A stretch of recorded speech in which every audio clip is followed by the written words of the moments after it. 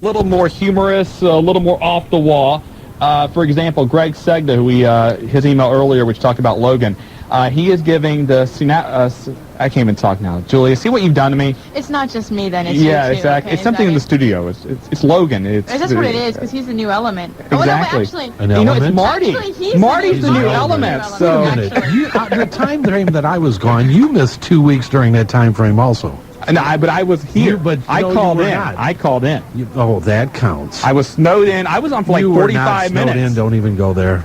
Anyway, the Senile Award going to Willie F. for claiming he's not Brock Guffman. You know what, though? Willie, where is Willie? Is Willie at home tonight? I don't know where Willie is tonight. Willie missing in action? I don't know where Willie is. Playing Brock Guffman somewhere, or... Well, he said that Brock Guffman is somebody totally different. He has no idea who Brock Guffman is. They just look alike. They just look alike. It's kind of like Chris Jericho, Mongoose McQueen. Hey, and that happens. Mongoose There's things like that. You know, one of the other awards that came in from Mr. Biggs, and a lot of you that don't know Mr. Biggs, is the Godiva Chocolatier from the mall that Mr. Biggs, one of our listeners, the Bad Weather Award. And the reason I'm bringing this up is he can remember at least 3 bad weather nights when we were still on the air. One, the Xenia Tornado night. There was we were a lot going on. Mm-hmm. And the most recent one, the ice storm, when Willie fought it off, pulled the show out on his own. You know, Willie F., you got to give him a lot of credit. He does a great job for us, and we're glad that he's a part of the wrestling guys. One more from Greg, the No-Show Award going to Marty Adams. Miss back-to-back wrestling guys programs and several hotline updates. Hey, I've been missing hotline updates. You're just not I'm just not doing it. Zippy Z80 emailed us. The local wrestler of the year he thought was Biohazard, and he wanted to nominate Kurt Angle and Bret Hart for Crybaby of the Year. And one other one, then we'll talk about a couple other things. Road Test 17 emailed in. Worst tag team lowdown, and the worst match, he voted Triple H versus the Brooklyn Brawler. Oh, wow. So a couple nominations from you. One thing I want to talk about is some of the big stories that we had over the last year, and certainly there's been a bunch of them. If you go back to the early part of the year 2000, I think really the biggest kickoff was the departure of Chris Benoit, Dean Malenko, Perry Saturn, and Eddie Guerrero from WCW to the World Wrestling Federation. We were a part of that intimately, and that kind of set the stage for, I think, was what the true story of WCW of the year is, and that's kind of the saga of WCW. It was one of doing over there. I talk with my hands. I can't help it. Thank you. You know, that was one weekend that stands out, obviously, in the wrestling guy's mind, because we were with the gentleman directly before that happened, went to the pay-per-view, ended up actually trying to talk them out of doing what they were indeed intending on doing. Thought we had succeeded, but nonetheless, it didn't work. And as everybody knows, it's all history now. But the franchise, Shane Douglas, really, the last one, Conan, I guess you could say, but really wasn't involved in the major portion of it. But Shane Douglas, the only one still with WCW, and kudos to Shane, because I think he's done really everything they've asked of him since he stuck it out and fought it out to stay on with WCW. Yeah, that was a wild weekend, because you had the signing with Bret Hart that week, and then this was the sold-out pay-per-view in Cincinnati. Bret Hart, of course, had the concussion. He had to pull out. Shane Douglas, Chris Benoit say, okay, we'll pitch in, we'll do the signing. I went and picked up Chris and Shane at the hotel, brought them back to the store. We talked about it at the hotel. And then afterwards, we were all sitting in the back room of the store. Me, you, Shane, Chris, Les Thatcher, who else was there? Dimitri Young of the Reds was with us. Cincinnati Reds. And kind of talking about, the stuff. The business, what was happening with Kevin Sullivan and everything else. So a really wild weekend. And again, that kind of kicked off, Vince Russo being out of power. Vince Russo's back in power. Now with Eric Bischoff. Now Eric Bischoff's not in power. Now Vince Russo's out of power again. Vince Russo's ticking off Hulk Hogan. There's a lawsuit going to happen there. Goldberg's hurt, Sting's hurt. So you look at everything that's happened over this last year, it's kind of amazing that WCW is still around, and you got to wonder, if Eric Bischoff does not come through and buy them, which I think he will, what exactly will the future be for WCW in 2001? I think somebody buys WCW or WCW becomes non-existent. I mean, I've looked at this thing over and over again, obviously, and you know this, Shawn, I've been talking to a lot of people over the last week. We've talked to Diamond Dallas Page. We've talked to Kevin Nash. We've talked to several people. Eric Bischoff's name indirectly continues to come up in the conversations. but everybody to the person feels things are going to be better, but there's going to be dramatic changes to what we consider to be WCW today. I would imagine that if Eric Bischoff does buy the company, that number one, Hulk Hogan will be brought back. You'll see, again, a focus on the older stars with Kevin Nash, DDP, Hulk Hogan, and again, a much smaller talent roster.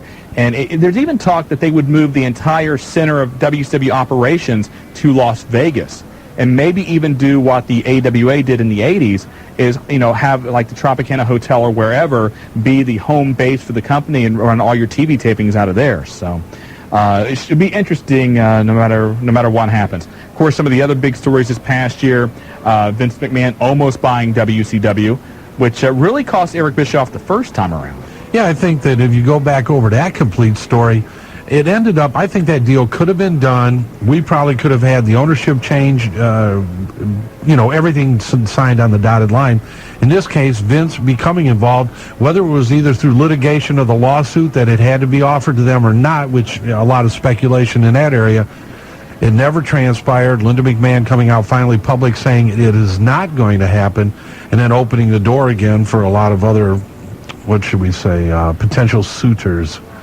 Speaking of litigation, it was a banner year for lawyers when it comes to the world of wrestling. You look at the problems that Scott Hall has had, Davey Boy Smith, X-Pac was involved in a lawsuit. Of course, Vince McMahon, everybody in WCW, it seems like at one point, was suing one another. So certainly the lawyers had a great year when it comes to their pocketbooks. And when we've talked about Diana Myers, for those of you that don't know who Diana Myers is, she's the legal ambassador for WCW, Yes, for lack of a better term.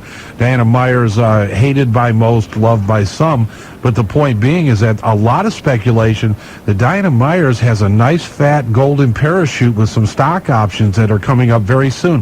When she has the opportunity to be able to use those stock options, look for Diana Myers to bail out of the hot seat, because she's fed up with it too. After 18 years, the World Wrestling Federation changed television networks, moving from the USA Network to TNN. Since that time, their ratings have not really reached the points they were at USA. Some people say it's because that TNN's not seen in as many homes. Others say that, quite simply, people are not as interested in wrestling as they once were. And I think that's a dual-purpose answer. You hit it right on the head. We talk about it. We have a problem getting some of the shows. You've got DirecTV. I've got Time Warner Cablevision. And on the other hand, being in the retail market and bringing in wrestlers for autograph appearances, anybody that has looked at that market, the market trend has been in a downward spiral. There is no doubt in anybody's mind that the roller coaster, which is professional wrestling, and it's always been on a roller coaster ride, is definitely not on the uphill swerve at this point. A lot of your fringe fans, the people that are kind of into the flavor of the month, I think have kind of jumped off the bandwagon now. It's going to be a while. It's going to take something new, something fresh, somebody different to bring some of those people back in. A lot of retirements this past year. Bret Hart, Mick Foley, locally Mark Mustang, the Extremist. It looks like also Ric Flair, possibly hanging it up for good, although with wrestling you never exactly know how long these retirements are going to last. Hey, great time, though, for the young guns. Logan Kane, Ray Steele, Shark Boy, Chris Bradlin, those type of people. As the old guns kind of take a step back, the young guns have their opportunity to show their talents off. One of the probably the saddest stories of the year continues to be the saga of the Hart family. Bret Hart retiring because of the injury. You had the lawsuit being settled between Owen Hart's widow and the World Wrestling Federation. Then coming out of that, the allegations about Owen's sister, trying to backstab the family and getting money from the WWF. And then you go on to see what's happened lately with Davey Boy Smith. For those of you that don't call the Wrestling Guys hotline, late last week, Davey Boy Smith was back in front of a judge. This time, Bruce Hart claimed that Davey Boy Smith threatened his life.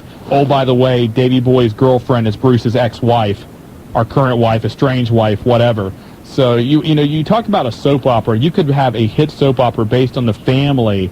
On that Hart family. It's sad in a way. It is, and it's a family that's been through a lot of tragedy, a lot of comparisons to the Kennedy family in politics, but let's hope that things do settle down, and hopefully for that family, they need to have a time that things just to show a little bit of calmness. ECW amazingly still in business after losing the TNN deal, after seeing a number of their top guys go to the WWF or WCW. Paul Heyman still has a company, at least this week, and again, rumors are, circulating that maybe ECW would be done or that they're going to be a much, much different company. But certainly 2001 will be very interesting to see what goes on with Extreme Championship Wrestling. And on a positive note, a lot of comebacks in this past year. Probably, though, the two best. Number one, Stone Cold Steve Austin. The guy had a career-threatening injury. He could have quite simply bagged it, walked away. He's accomplished everything there is to accomplish in this business and then some, but yet he stuck it out. He got the puppies, went under the knife. What else could you ask for, man? Physical comeback from a career-threatening injury and two of the most beautiful puppies in the world. Absolutely. And then I think, though, the best comeback of the year has to go to Steven Regal, William Regal. At the beginning of the year, if you would have told me that Steve Regal is going to be in a program with the top guy, one of the top guys in the WWF by the end of the year, and have the respect of all the different wrestling fans, I would have said you're nuts. I'd have to agree. We've talked about it, and I know we're going to go into a little more of some of the opportunities we've had to talk to Steven Regal, some of the things that he went through. One of the greatest interviews I think we had during the year was just an open book interview with Steven Regal. We'll talk about that a little bit more. When we come back, take some of your phone calls, find out what you liked about the year 2000. You're listening to The Wrestling Guys. Hey, I'm Buckeye Country, WBKI 106.5. 6 weeks, you forget that kind of stuff, don't you? Welcome back to the Wrestling Guys, and yes, we are brought to you by Dyer Garofalo, Mann and Schultz, the accident attorneys. Shawn Stedham letting the future Logan Kane get rolling out of here. Once again, Logan Kane, the 2000 Independent Wrestler of the Year in a very tight race with Shark Boy and Ray Steele. HWA walking away with really the top three, but a lot of votes for a lot of other independent wrestlers in the area. We've got a lot of other awards to give tonight. The Wrestler of the Year, and that's regardless of WWF, WCW, or ECW. The Tag Team of the Year going along the same lines. The Match of the Year, which I think that will come as no surprise to anybody in the Miami Valley, and I'm not going to go into that. And really, we just got so many different letters and emails from everybody. We want to thank all of you for sending in your votes for all of the awards for the 2000 Wrestling Guys Listener Awards. There's been a bunch of them. There's been a bunch of them? You okay? I'm fine. It's 3 flights, man. My God. Well, I know you get winded, don't you? Absolutely. Okay, but we got you. You take it easy. That's okay. You all right? Yeah, read a couple of these while I catch my breath. Go ahead. Okay. Hey, Shawn Stedham in a workout. New Year resolution, get in shape, fat butt.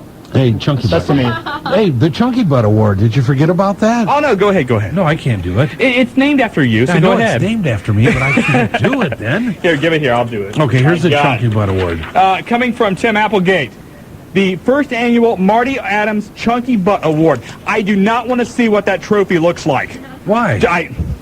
Did you watch A Nutty Professor too? I have not seen that. Oh, it's pretty good. I like it. It's cute. Yes. We have it on DVD. It's really cute. Is there? I assume there's a chunky butt joke in there somewhere. Oh, there are several Chunky Butt jokes. Oh, yeah. Oh, yeah. But the first place award goes to The Big Show. The second place for the Chunky Butt Award goes to Mark Henry. And the Bronze Butt, in third place, the Bronze Butt, goes to Rikishi. Hey, you gotta love it. I mean, what other sport is there a place where chunky butts are identified and given awards? This is great. Worst gimmick of the year. That 70s guy, Mike Awesome, went from ECW World Champion and the career killer to a joke. Very sad. You know, I have to admit, that gimmick, I never got into it. A lot of people didn't. Mike Awesome, I think a talent for his size. Very physical specimen, but really never took off. Right. Hey, let's talk. Here's another great award, and we were talking about this a little earlier. A lot of different votes in for Match of the Year, and we're going to go into that a little earlier. But one of the funnier ones... Wait, we're going to go into that a little earlier? A little later. Thank you. Thank you. It's been a while, Marty. I understand. You know, you got to get the rust off, so I understand. I mean, you got to get just... Exactly. Are the two of you having fun? Julie, I'm having a good time. You? Yeah, I'm just glad you brainwashed. Why don't you two go back to your cult after the show and have fun there, too? Anyway, Match of the Year, DDP versus the King in the movie Ready to Rumble. The Match of the Year. Who sent that in? Hey, Who sent that in? You have to spell it. F-L-A-U-T-E. Yeah, that's not really a word. Flot. I don't know. Hollywood Kevin. There it is at the bottom. Hollywood Kevin. DDP versus the King in the movie Ready to Rumble. That was a heck of a match. Did you get this one in? What's that? This is a good one. Courtney sent us a letter. Oh, my God. Courtney? Best interview of on the show this year, New Jack. Courtney, you should not even have been listening to that interview. Your parents probably made you turn the show off afterwards. And let me tell you what, we were trying to turn New Jack off during that interview. And I have to admit, maybe not the best interview, but one of the livest interviews we had. Definitely one of the most memorable interviews. We've had a lot of great interviews this year. Gary Michael Capetta, Jim Ross. Of course, anytime Bubba comes on is... colorful. Yeah, make sure the 7-second delay is working over there. What about you? You and your personal verbiage with Sonny Ono.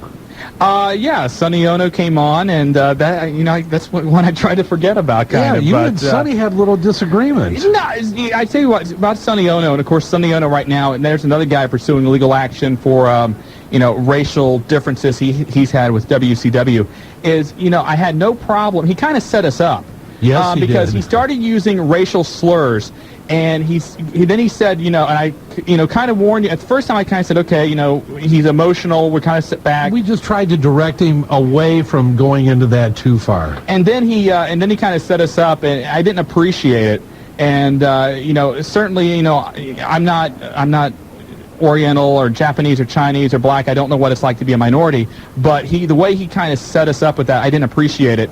But then you have a guy that comes on like Julian Shabazz, who's the author of Black Stars of Professional Wrestling. Great speaker. Had a very good conversation with him. Yeah, and you hear that name. If you were going to ever stereotype anybody, and you hear Julian Shabazz, I mean, first thing you're thinking of is like, oh, God. What's this interview going to be like? And we're talking about it, but you had talked to him prior to the interview and really kind of set that interview up, and what a great opportunity for him to talk about his book, talk about the research he did, and once again, very articulate, and it was, a nice opportunity for us to talk with him. And not to spend the whole time on the subject, but, when we talked about the interview, I kind of wanted to get from him, what this was going to be, and very open, very honest discussion. We said, look, does racism exist? Yeah, it does. I mean, I hate to say it.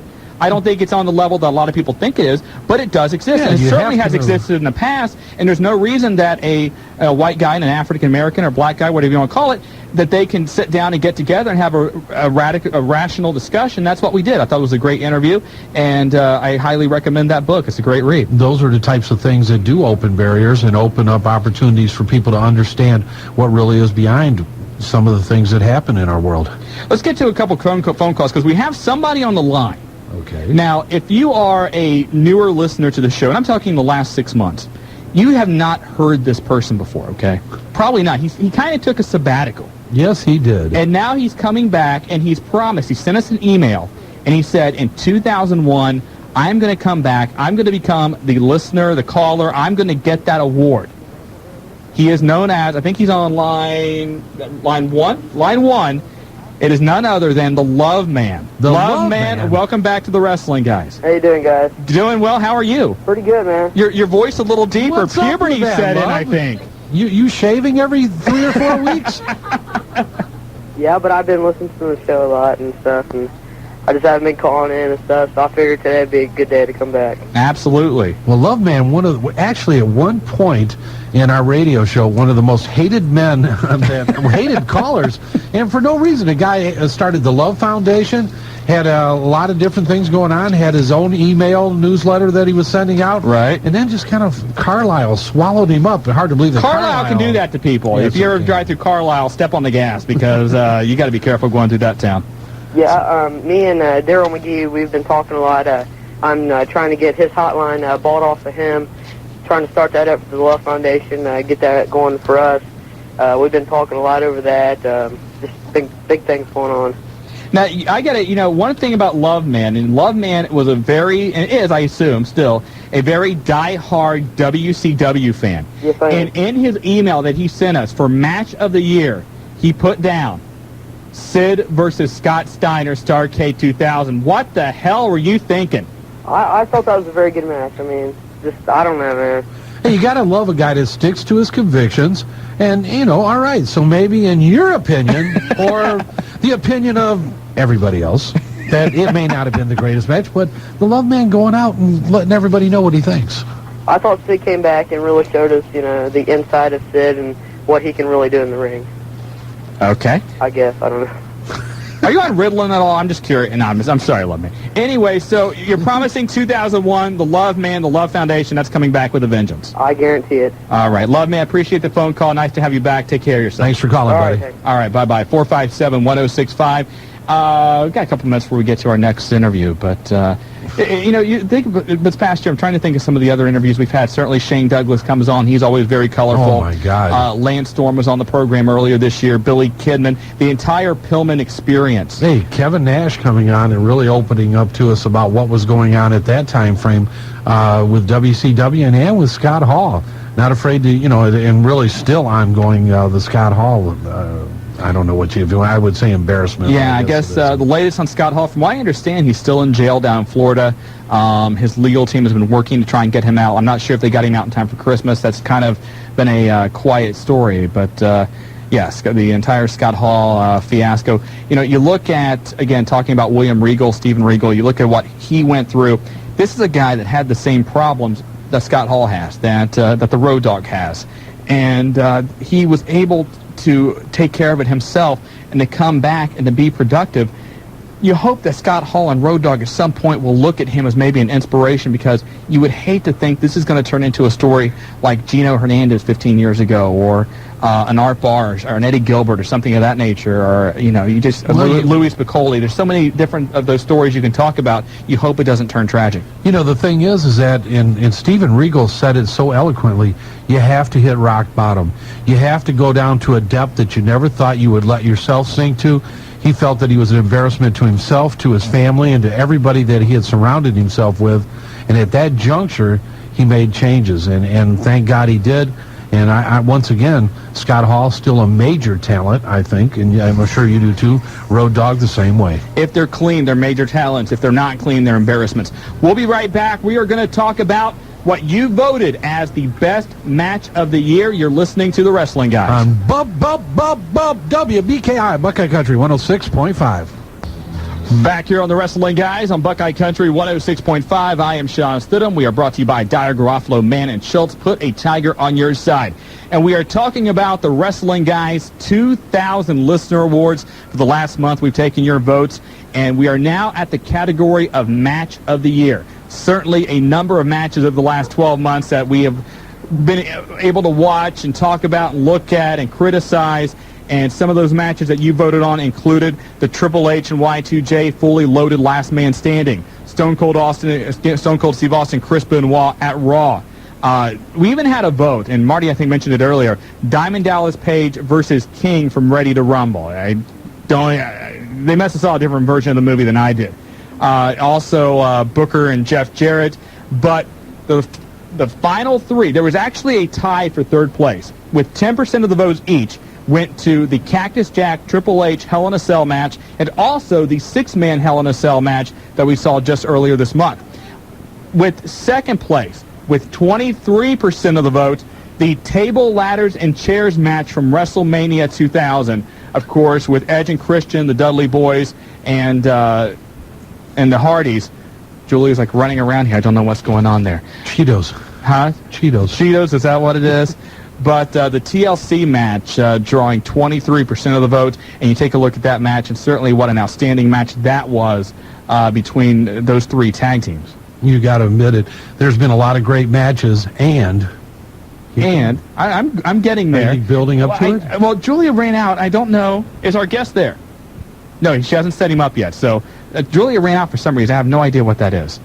To go down to the door? I think that may have been what it is. But as we try and stretch here and fill time, well, we can talk about the other matches. We'll go ahead and talk about what is the match of the year. And it received 26% of the vote, just edging out the TLC match. And I said early on that I thought this match should win match of the year. I didn't know if it would, because it was not seen on a national level like the TLC match, like some of the other matches we've seen at various pay-per-views on Raw. A very intimate crowd of just under 3,000 people. But we talked about it, and we felt maybe that match somewhere else in the country doesn't come across as match of the year because, like you said, it wasn't available to the masses the way it was here in the Miami Valley. And I'll read, this is from Kid Chuck, who named this match as Match of the Year.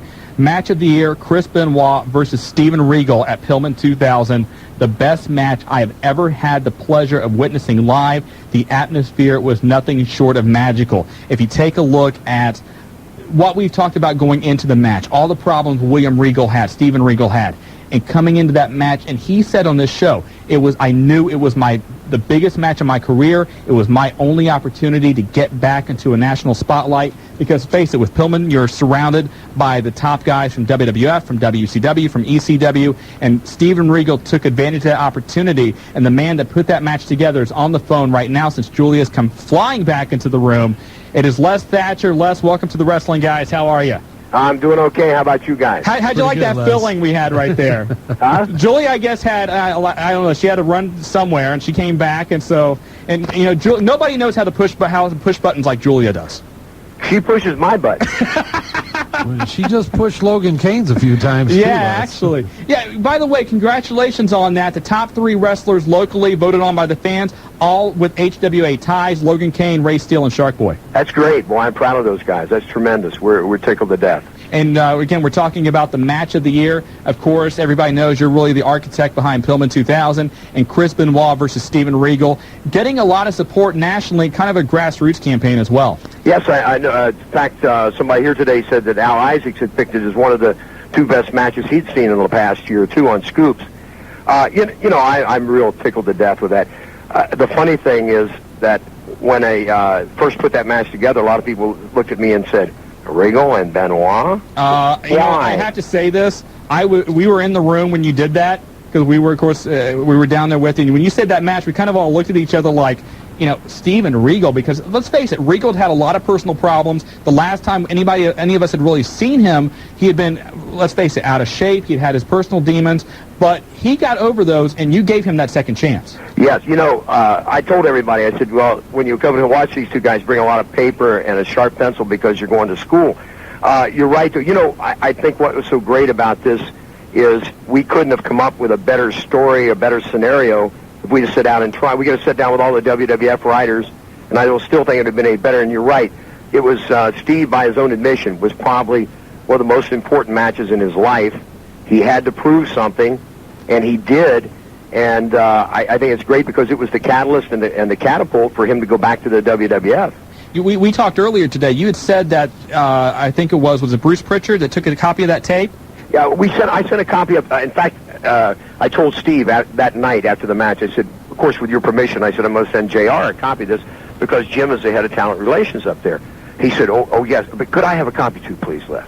And I said, well, yes, Steve, I guess you get a copy too. Yeah, you were only in the match. Yeah. You're the only one that did it. When you talk about magical moments, standing ovation, and Les, I got to go back through it once again. I was there. The questions of that matchup were abounding before it. Yes. And you know it, and a lot of people, and you kind of, the hair bristling on the back of your neck. Yeah. Going out and saying, just wait for the match. You're going to see what I'm talking about. And I remember you saying that statement about, bring your notepad and your pencil with you. Right, exactly. Yeah, I was back by the sound people, and when the match was over, I was by the apron. And normally I don't try to get involved in that way, but I felt it was just necessary to make a statement. And I couldn't tell you exactly word for word, but what I said was basically, I know what you people see on Monday night, but this was a wrestling match. And it was. If there is something that every independent kid could learn, it would be in that match, and that is how not to get off the mat and still how to grab the people right where they live and drag them literally into that ring with you. And make them a part of what you do. And those 2 guys certainly did it. And, it was actually, when JR Kevin Kelly is the one that told me, Shawn, he gave the tape to the writers, was twofold. One, obviously, because Regal was coming up a little later, so they got to look at Regal and could get some idea of what he was about. But also because these writers are obviously writers, not wrestlers or trainers of wrestlers, that they could see a pure wrestling match if indeed they needed to know what it was. And I think that was a great part. I think, there's no way you couldn't have planned the chemistry that happened in the Schmidt Fieldhouse back in May. And it was just, the whole thing was beautiful. And Isaac mentions on Scoops, I'm told, that I had also said that 24 hours later, a lot of my kids who thought high flying was the way to go wanted to learn how to chain wrestle all of a sudden. And Les, I know you've had great pleasure in telling a lot of people, I told you so.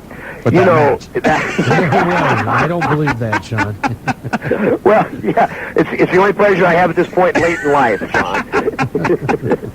One of the really good things, and, it's one of the things that we're fortunate about in being involved with Pillman and everything else, was seeing in the locker room immediately after the match all of the big names that you think of, like Ricky Steamboat and Kevin Nash and all these guys, coming to the curtain and watching that match and embracing those two when they were done because they knew they saw something really special that night. Yes, absolutely. And Chris Benoit was so jacked up emotionally.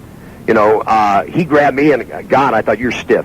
I mean, he'd hugged me before, right? But now he's going to squeeze the life out of me up on the ring apron. But, I mean, he was still, and we were just talking about that here earlier. And I said, those are the nights when you have those special kind of matches. It's, today they call it zoning, and I've had a few of those, thank God. It's like you think, if I could find an oxygen tank, I'd stay out here for 2 or 3 days. You don't want to go home. And the other, another thing, while we're talking about the mechanics, the technical aspects of that particular match, you mentioned Race earlier. His biggest comment to me was, because I tell my guys, you can't build a match in the dressing room, and that's what too many of the indie kids try to lay everything out step for step for step. And you can't feel the people in the dressing room. You have no idea what they're going to accept, or if you have them accepting anything. And he mentioned to me, he said, I saw him talk that match over, and I said, yeah. And he said, how long they actually talked about it. And, of course, I knew I was going to get it short. It wasn't going to be very long because we got 2 consummate pros. He said, less than 3 minutes. And then one went to one end of the dressing room, one went to the other. That's one of the things I think when you compare wrestling nowadays to wrestling even 15 years ago. One of the things which is really lacking is the skill and communicating in the ring without verbally talking to each other. Yes. Well, and that's an art in itself, is communicating in the ring. A lot of times it's got to be body language. It's if you've ever had to work with a Japanese wrestler or a Spanish wrestler who could not speak your language, you can talk in the dressing room through an interpreter and lay out a basic battle plan or basic match, but they've got to be able to tell by your body language in the ring, or just maybe one word or so that they might be able to understand. I remember when Fujiyami first came to the States, I worked with him, and I had never been in that situation where I had to work with a guy that couldn't speak the language. And I wasn't sure what we were going to do. Hell, I enjoyed working with the guy. I probably had a half dozen matches with him in the Carolinas back in the early 70s. And it was very enjoyable because he had that kind of talent. But that's, we keep talking about being a lost art, and it actually shouldn't be. And the amazing thing is the 3 guys you're talking at the top of your indies are all sound basic people. Right. You go back to what Logan was saying. Logan was in the studio tonight, Les, and basically talking about those types of techniques, and then ring psychology being a part of that also, and really applauding Shark and Race, but for helping him in those areas of his, of his abilities and making him a lot better than he was a year ago. Yeah, I would say for Logan, and my praise to him is when he first came to us, the word psychology wasn't even in his vocabulary, which is not so much because I won't say that was his fault necessarily, but it was the type of guys that he had to work with, or had tried to show him things out over and above his brother, obviously. But that's something that Logan has worked hard on and has come a long way with, is actually the psychology of the match. And that's if you're going to the big time, boys, I don't care how many Hurricane Ranas you can do, or even how strong you are, how good your physique is. If you don't have that psychology, you're not going to last there. There's just no way. There's no shelf life without it.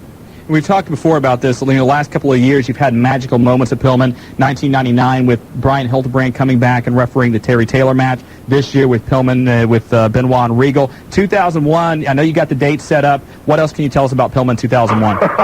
That I better get off my rear end and start working because it's not far away and I haven't done anything. But, I don't know. Everybody says bring Regal and Benoit back, but I don't think we can bring them back, but we can't capture that moment again.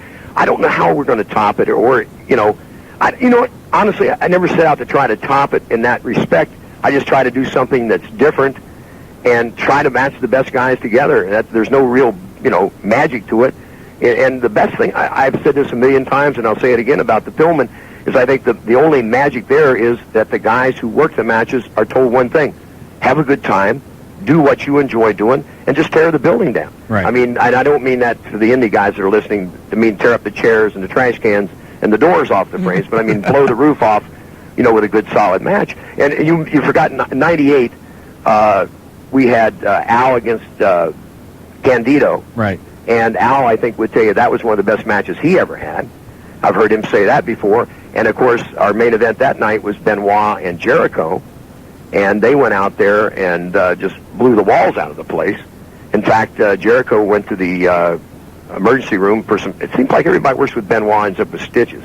Well, I'm thinking back to '99 also with Al Snow and Road Dogg and the table incident too. Really. Yeah. And you may want to think about this for Pillman, because I'm thinking now Pillman 2000 with Just Incredible in the table. You need some breakable tables at Pillman. There you go. There you go. If you're going to get some tables, get some that break. This is the You real talk now. deal. You guys were there, and you talk about guys who are pros. Okay, you saw Credible and Ravens match, which was nothing bad about it, right? Right. I went to the dressing room and I got an apology out of Scotty Levy. He said, "Les, I'm sorry," and I said, "What are you sorry about?" He said, "Well, we didn't burn the building down." I said, "Man, you had a hell of a match," and after what you had to follow, Right. But again, that's in part the mindset of a guy. That's why they're at the top, because they want to go out there and steal the show every night. One other thing I want to talk about, and thank you for this, is that one of the prizes we're giving away tonight is a 2-hour training session down at your camp. And I know a lot of people that are entering the tonight, sending in their votes or whatnot. They're really geeked up about that. Well, good. That's great. It's even somebody that never plans to be a wrestler, they're going to find out exactly what it takes, and in a couple hours they're going to realize this is not a picnic. And when I say that, if you're listening and you happen to be the winner, we're not planning on sending you home in a body bag or anything like that. We don't start that way with anybody here. Right, but, that's after the first week. yeah, exactly. So come back and bring the body back. No, I think that's the greatest wake-up call for anybody is to come here or to any reputable school and watch a training session, or to find out that ring is not like a feather mattress. It's instant credibility for the performers at that point in time. But I think it's going to be a lot of fun. And of course, the women's clinic. I know Julie told me before she put me on with you guys. She's excited about that. We've got a little over a half dozen ladies signed up for that right now.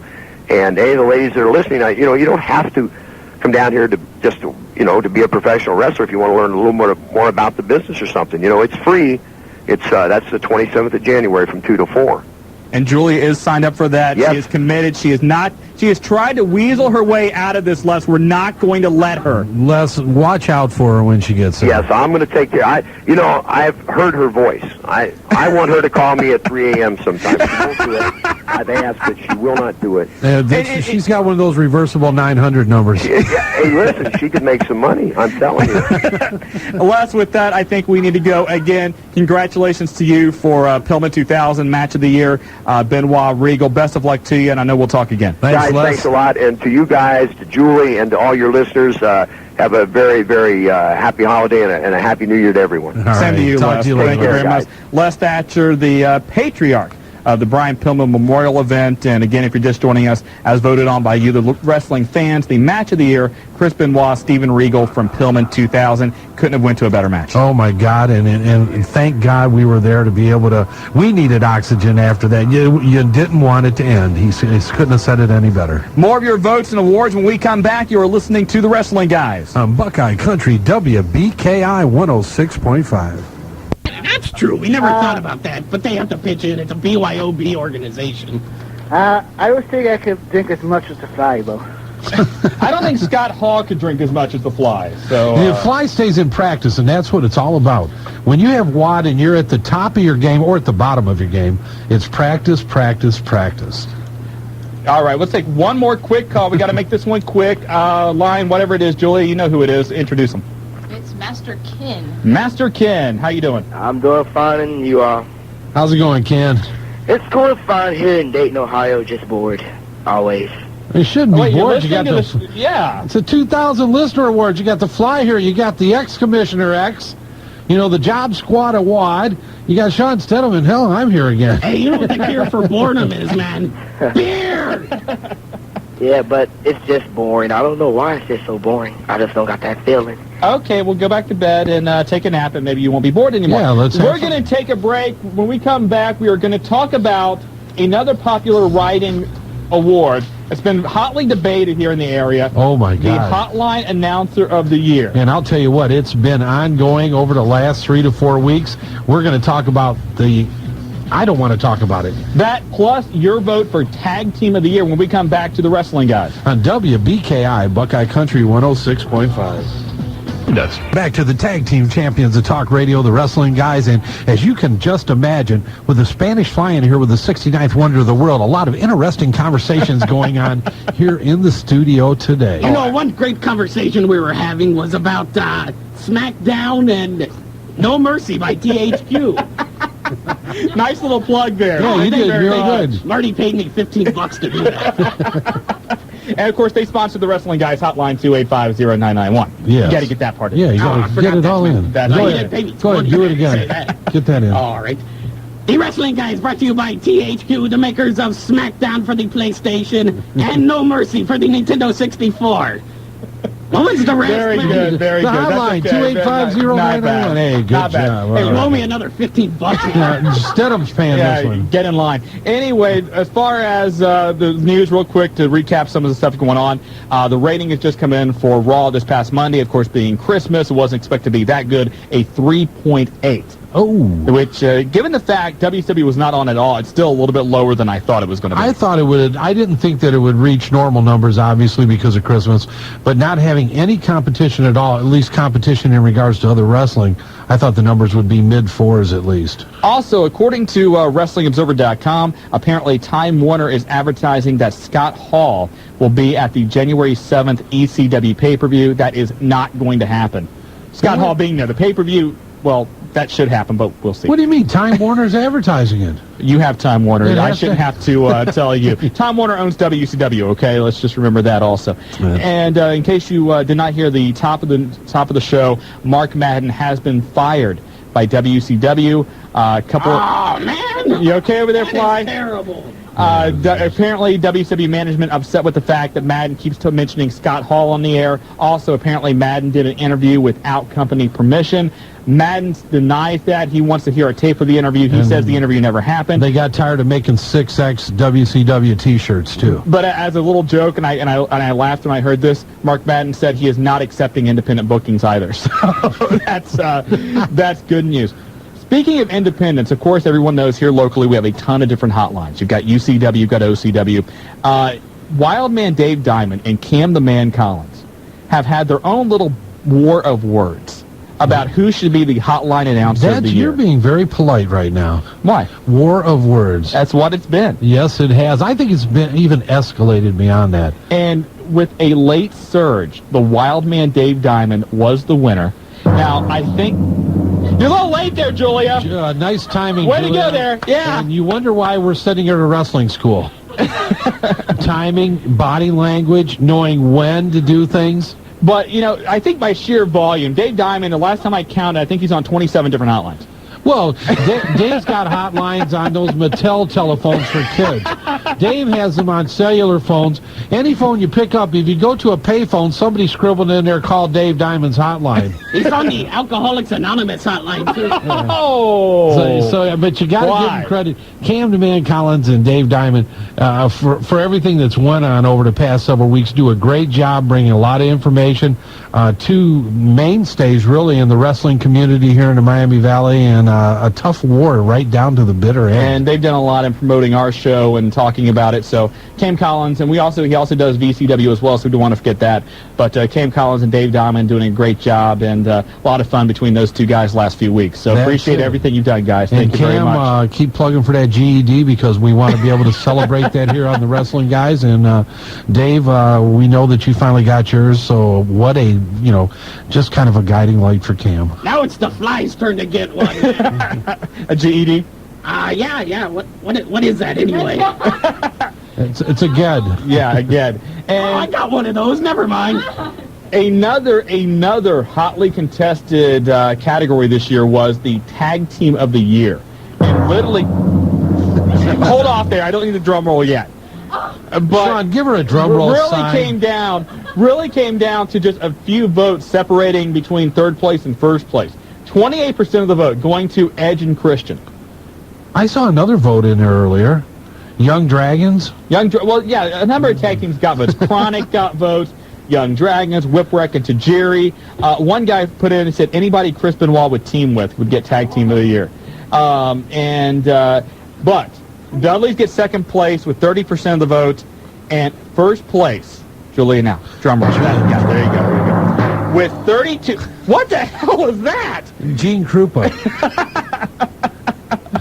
With 32% of the votes, Julia's favorite tag team, because they get half naked every time they go out, the Hardy Boys. Yeah! Yes. So, congratulations to them. Probably one of the most contested, would you say closest in regards to percentages? Yeah, absolutely. Out of every, 28% to 32% as far as what's separated first from third place. And, we talked about, it's been a year of repeats. Fly repeats. Logan Kane, Hardy Boys last year were Tag Team of the Year. Once again, they are the tag team voted on by you. Julia stuffed the ballot box. She may have. Oh, she did. She loves the Fly. She stuffed it for me. The Fly and the Hardy Boys, that's all she wanted to see. I think she was asking if you would take your shirt off as well, but for the sake of Marty and myself, if You've got to pay like everybody else. Radio visuals just don't work. No. But, so the Hardy Boys, once again, second year in a row, talked with the World Wrestling Federation today, talked to Adam Hopkins. WWF is right now running house shows, and they're on the road right now. So we're hoping in the next couple of weeks we're going to be able to have the Hardy Boys on and maybe some of the other people that will win awards, and we'll talk about that a little bit later, too. Yeah, you go ahead. All right. It's a couple of the other, we want to mention some of the other emails we got in. Caller of the Year, according to DJJJ Doyle, who is actually Jesse. He works with us on the Wrestling Guys Hotline, does a great job behind the scenes, and really helps us out tremendously. He sent in some votes, and he can't win.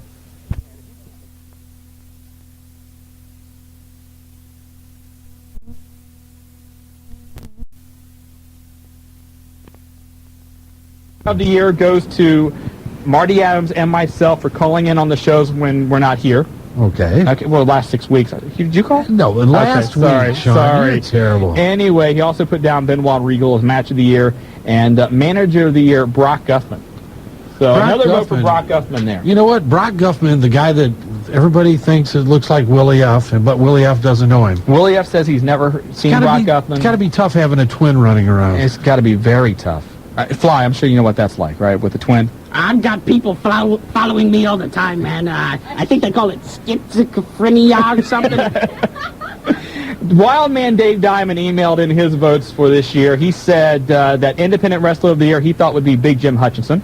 Hey, you got to, Big Jim in the running. Big Jim working for UCW, does work for VCW, works for OCW, and a consummate guy that goes in and gives 100% effort every match, regardless of what organization he's working for. And, of course, Dave put in as his hotline announcer of the year, Wildman Dave Diamond. No way. Dave Diamond would not vote for And then a nice little comment, bye-bye, Cam. So, little talking shot at Collins across the board. But then Cam Collins emails his own in here. Okay. And he puts in, Manager of the Year, I will give my vote to Brock Guffman. It was his year. I sure as hell wouldn't waste my vote on Willie F. Then for Cam Collins, Hotline Announcer of the Year, Cam the Man Collins. Oh, man. Can you really bring yourself to have Dave Diamond as the Hotline Announcer of the Year? Well, we didn't. The fans did. The fans voted on it. You may want to make sure, Suicide Hotlines, make sure Cam's okay. Well, I'll tell you what. If anybody wants a recount, come by, drop the money off. We'll take a month or two. We'll do a recount, and, who knows who may be the winner. You want to search for the Hanging Chads? Yeah, that's it. Oh, Julia's raising her hand. She wants that job. Hey, if it's any help, Cam, it's boats, Julia. It's boats. Sick. And one other, Cam Collins said, my gimmick is named after an Elton John song award, the one Billy Gunn. The future gimmick to be named after an Elton John song, Goodbye Yellow Brick Road Dog Jesse James. Oh, God. And one other one, as far as the celebrity awards that were emailed in to us, B.J. Bethel, who I want to send a big thank you to. B.J. Bethel does a lot of writing for various internet sites, and without him, certainly our show would not have gotten the publicity it has. He's done a lot of work for us, and we're very, very appreciative of that. B.J. Bethel sent in his awards. Worst Wrestler of the Year, Vince Russo. I think that should go hands down. Absolutely. Worst Tag Team of the Year, Chronic. Okay. Worst Match of the Year, anything on WCW involving female/male tag teams. Not a big WCW fan. I'm getting that B.J. Bethel is. You know what? Not really. B.J.'s pretty objective guy. You've read enough of his writing. Sure. And smartest and best looking internet pro wrestling here's where writer. He really shows his objectivity. B.J. Bethel. That's it, B.J. So very nice, B.J. Thank you very much. That's objective. Nice. Very objective. You know very objective. Dave Diamond, Cam Collins, B.J. Bethel. Absolutely. Those guys know who are the best in the industry. Absolutely. Tell you what, we're going to take a break, and when we come back, we're going to give away some prizes. We're going to wrap up the year a little bit more, and also the Wrestler of the Year. This is it, the big award. Absolutely. 2,000 Wrestling Guys Wrestler of the Year, voted by you, the fans. When we come back here on the Wrestling Guys on Buckeye Country, 106.5. 106.5. Sorry about that. That's okay. That's been a while. Welcome back to the Tag Team Champions of Talk Radio, brought to you by Dyer, Garofalo, Mann & Schultz, the accident attorneys in the Miami Valley and elsewhere. I don't care if it's Lima, Piqua, Sydney, Dayton, Middletown. Call 1-800-INJURED, and I guarantee they'll be on your side. Put a Tiger on your team. And also brought to you by THQ, the makers of You're liking them now, 2, aren't you? and No Mercy for the Nintendo 64. And also the sponsors of the Wrestling Guys Hotline. And yes, you heard about it. Dave Diamond and his 17 hotlines. Cam Collins and his name all over the country in every major bathroom in the Miami Valley. And then you've got the Wrestling Guys Hotline, where all the information that is information at 2850991. Shawn Stidham working on some prizes. Julia getting things ready. We've got a plethora, to use one of Shawn's words. I said one of Shawn's words. Spell that. P-O-O-P. Yeah. Hey, wait a minute. This isn't Who Wants to Be a Millionaire. This is a wrestling talk show. So what do you got, Shawn? Are we about ready there? And we've also got to talk about one of the most prestigious awards the Wrestling Guys give out, the Wrestling Guys 2000 Wrestler of the Year. That could be ECW, WCW, WWF. It could really be anybody in any level of the wrestling world. But this year, I don't think it's going to come as a major surprise, but there was some tough competition again. Not as close as the Tag Team Championships, but once again, I got to say it. I think that with Steve Austin out, that a lot of competition, a lot of people raising the bar of their own performances and their own abilities during the year 2000. Absolutely, and grab that. Thank you very much. Are you okay now? I'm okay there. You know, we had to make sure we were drawing out prizes and all that other stuff. So anyway, let's get to the Wrestler of the Year. Again, as Marty said, not really a big surprise once we tell you who it is. Again, Rodavelli had a great letter in here, and I'm going to read it again. He wrote his vote for Wrestler of the Year. Without a doubt, in my mind, it goes to Triple H. In my opinion, he has been the top heel in the business for 2 years. He has his ability to stay fresh and perform at the top of his game and outperform all others while fighting injuries. Basically, he's the, and I can't repeat what Rodavelli You said. can paraphrase. And something. He's the man. He's the man. There you go. Very nice. 10% of the vote went to Kurt Angle. 16% of the vote went to Chris Benoit. Right. Well, Joe accounts for 10% of a lot of things. So, but a runaway landslide winner, 48% of all the votes we got in going to the game Triple H. And you got to love it, because if anybody did take his game to another level during the year 2000, there's the man that did it. You take a look, Triple H was voted the #1 wrestler in the top 500 from Pro Wrestling Illustrated. We had another email which said, it was amazing that Triple H was able to survive being dropped 40 feet by Steve Austin. That was an incredible recuperative abilities by Triple H.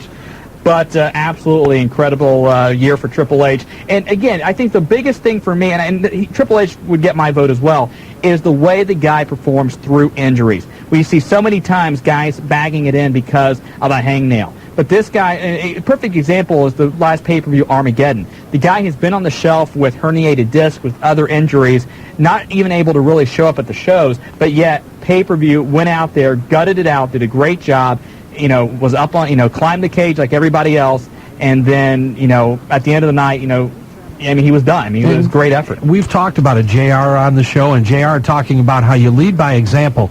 And I don't care, it's any great business, any great sports team, any great group.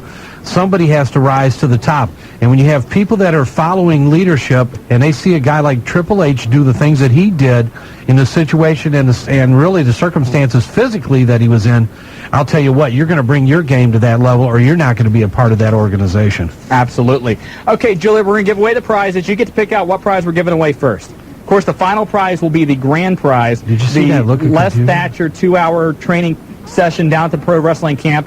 Oh, this is Fly's thing. So go ahead, Fly. You can go ahead and give a plug for this company again. All right, sponsors of the Wrestling Guys on Buckeye Country, 106.5 WBKI, THQ, the makers of SmackDown 2 for the PlayStation. Applause now, Julie. Yeah, Julie, I think we need some applause for that. And again, we want to thank THQ for everything they've done. And the copy of SmackDown 2 will go to Tim Applegate. And Tim sent in some great takes. Worst gimmick of the year, Mike Awesome. He also thought that Kurt Angle should be Wrestler of the Year. It wasn't just Joe. A few other people got in some votes also. There was a couple other confused people. He thought, and Fly, I know you got opinions about this guy. He thought the Caller of the Year should have been the Undertaker guy. Oh, no way, man. Any guy that likes the Undertaker. Come on, he wants to take Commissioner X's spot. And he said, the Undertaker guy, because he's a big fan of Kurt Angle. So am I. It's true. It's true. Hey, the Fly is a guy, so a fan of SmackDown Kurt 2 going to him. Julia, what's next in the prize rack?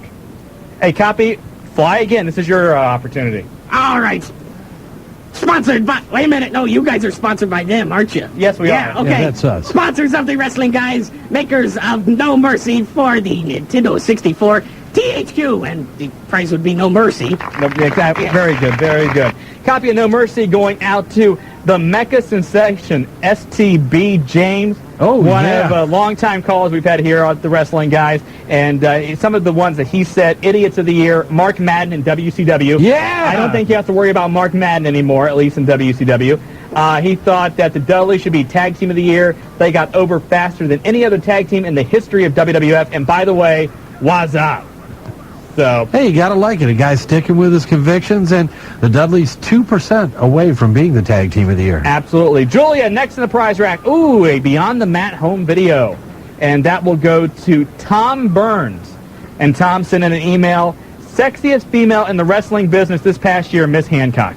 Got to love it. And he also thought match of the year, Young Dragons versus 3 Count in the double ladder match at New Blood Rising. Well, just because he likes Miss Hancock doesn't mean he can't be a bit confused. and one other one, and I was surprised, this guy did not get that many votes, Wrestler of the Year, The Rock.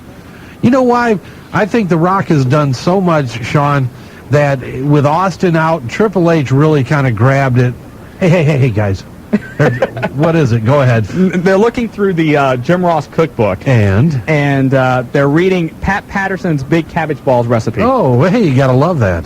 Pat does. Oh, Pat likes them? Yes. You know, they're probably good. I'll tell you what, we will give away this book since we'll make sure it's washed first since, Fly's got a hand. It's got fly sweat on it now. The only thing you have to do is make a big batch of Pat Patterson's Big Cabbage Balls. and this one's appropriate. This guy thought the Spanish Fly was Caller of the Year. So, thank you. So he would probably like having that copy of the book, but that goes to Brian King. And, Brian, congratulations to you. Nice applause, Brian. Nice I got applause, you, brother. yeah. Right. Julia, what's next in the prize rack?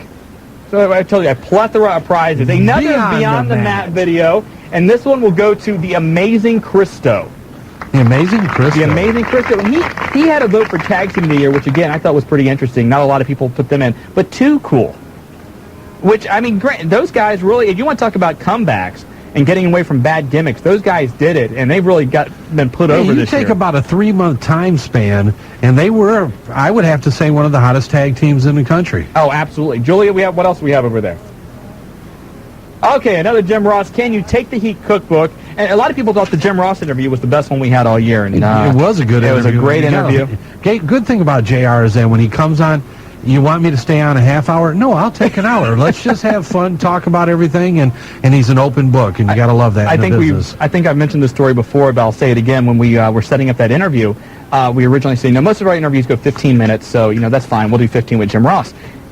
Emails back. He goes, I want to do a half hour. It's like, oh, gee, am I going to tell Jim Ross no? Not Jim, that's fine. You want to do an hour? I'll hang on. Well, then he comes on, and it's like we're on the air, and during a commercial break, I'm like, Jim, you doing okay? Yeah, I can talk all night if you want to. Okay. The show's done. He's talking to Country Heartlines. next morning, Karen Kelly comes in. Jim's still on the phone. He's hey, baby, I heard about you. And then Jim Ross, can you take the Heat cookbook going out to Mr. Biggs from Centerville, and had some very good, this is the best hotline report of the year, Willie F. with the Survivor Deja Vu edition. And if anybody missed that, I got to agree with him, the best single hotline report of the year was Willie F. in the Survivor edition. We joked about it a lot, but Willie, really not a lot of times having the most news to have to deal with, and I'm saying that tongue-in-cheek, and just does a great job, fills in a lot. Willie F. really a major cog as one of the wrestling guys, has done a great job for us and really deserves a lot of different awards for the year. And also, Mr. Biggs thought the best cheap plug, again, that's the Godiva Chocolates guy, mentioning his Godiva chocolates. So go get some Godiva chocolates and get that for Mr. Biggs. Yeah, that's it. There we go. Now, grand prize, right? We're down. This is it. Is this the grand prize? I believe it is. Julie had to look around, so it was a little blonde moment there. Oh, and there goes the drum roll. Drum roll. So let's go ahead and get all these all situated up.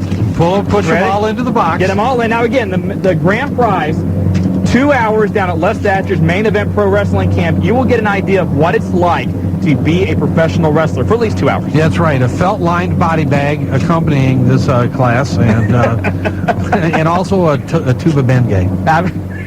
Afterwards, and that goes to Kid Chuck. And Kid Chuck, a very long-time listener and caller, and he thought Wrestler of the Year, Chris Benoit. Match of the Year was the Benoit Regal of the Pillman. Indie Wrestler of the Year, Big Jim. Tag Team Dudley Boys, Wrestler of the Year, Chris Benoit. He also had a couple of ones that he chipped in with as well.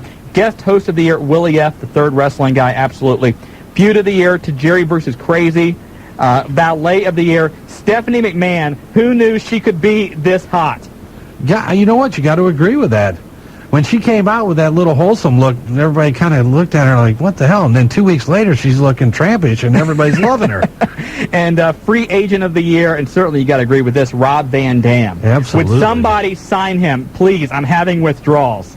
So Kid Chuck, he gets the wrestling guys, or the Les Thatcher Pro Wrestling Camp 2-hour training session. 2-hour training, beating, brutality session. Everybody that won tonight, we will be getting in touch with you sometime over the next day or so you can arrange picking up your prizes. Again, we just had an absolute slew of nominations and votes this year.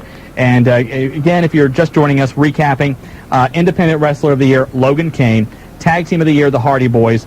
Caller of the Year, this guy, Spanish Fly. That's what to be neat. Real quick, we got another award, the Fly signed 8x10. And these are all the people that voted for the Spanish Fly. Thank you. She's on cue now. Oh, you actually have an 8x10? Like 3 seconds. And the winner is... There you go.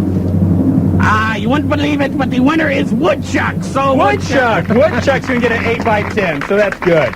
And, well, that's very generous of you, Fly. So. Woodchuck trying to bring...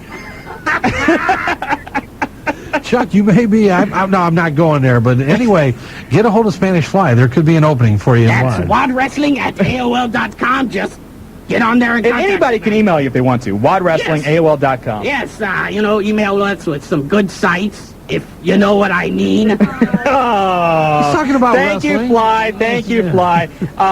The Hotline Announcer of the Year, Dave Diamond. In a close race with Cam. And a very close race with Cam Collins. And Wrestler of the Year was Triple H. And again, Marty, nice having you back. And you're going to be here next week, right? Yes, I will. Believe it or not. Okay. And, we're kind of wrapping up this year. And certainly we want to remember those that we lost this past year. Gordon Soley, Yokozuna, Professor Toru Tanaka, just to name a few. I know I'm leaving some out, but those are the ones that come definitely to the top not of my intentionally. head.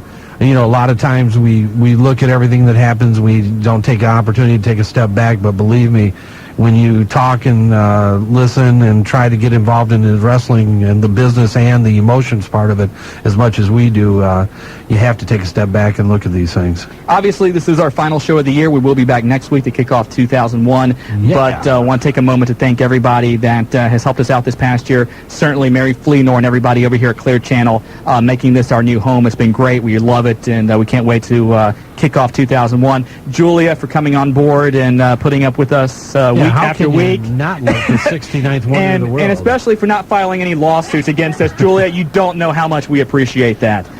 Certainly want to thank Willie F. again, the third wrestling guy, for everything he's done filling in. with the Wrestling Guys Hotline being on the show and just his overall contribution. Certainly to you, the listeners and the fans who call in, email us, and religiously listen to the show. BJ Bethel, I mentioned it earlier, all the support he's given us, all the different wrestling websites and the hotlines and the guy breaks all the latest news. It is news, and really an articulate wrestling addition to anybody that wants to stay up on what's going on in the wild and wacky world of professional wrestling. And I think certainly we want to thank our family, certainly my wife Beth and your wife Mary, for having the patience to put up with us and let us do something we love to do. And without them, this would not be possible. You got it, buddy. Don't forget your daughter. Hope's there too. She knows. She knows. She's got it. And we're done. We will see you next year. Have a safe New Year. Thanks. Hopefully you had a good time tonight. We certainly did. And Fly, I think you always have a good time. So. Yeah. Now it's time to go get even more drunk. Thanks to Les Thatcher, Logan Kane for being in studio. We'll talk to you later. Have a safe New Year. You're listening to the Wrestling Guys. The tag team champions of talk radio. Happy New Year, Dayton, Miami Valley, across the country, and the internet. Good night. Later.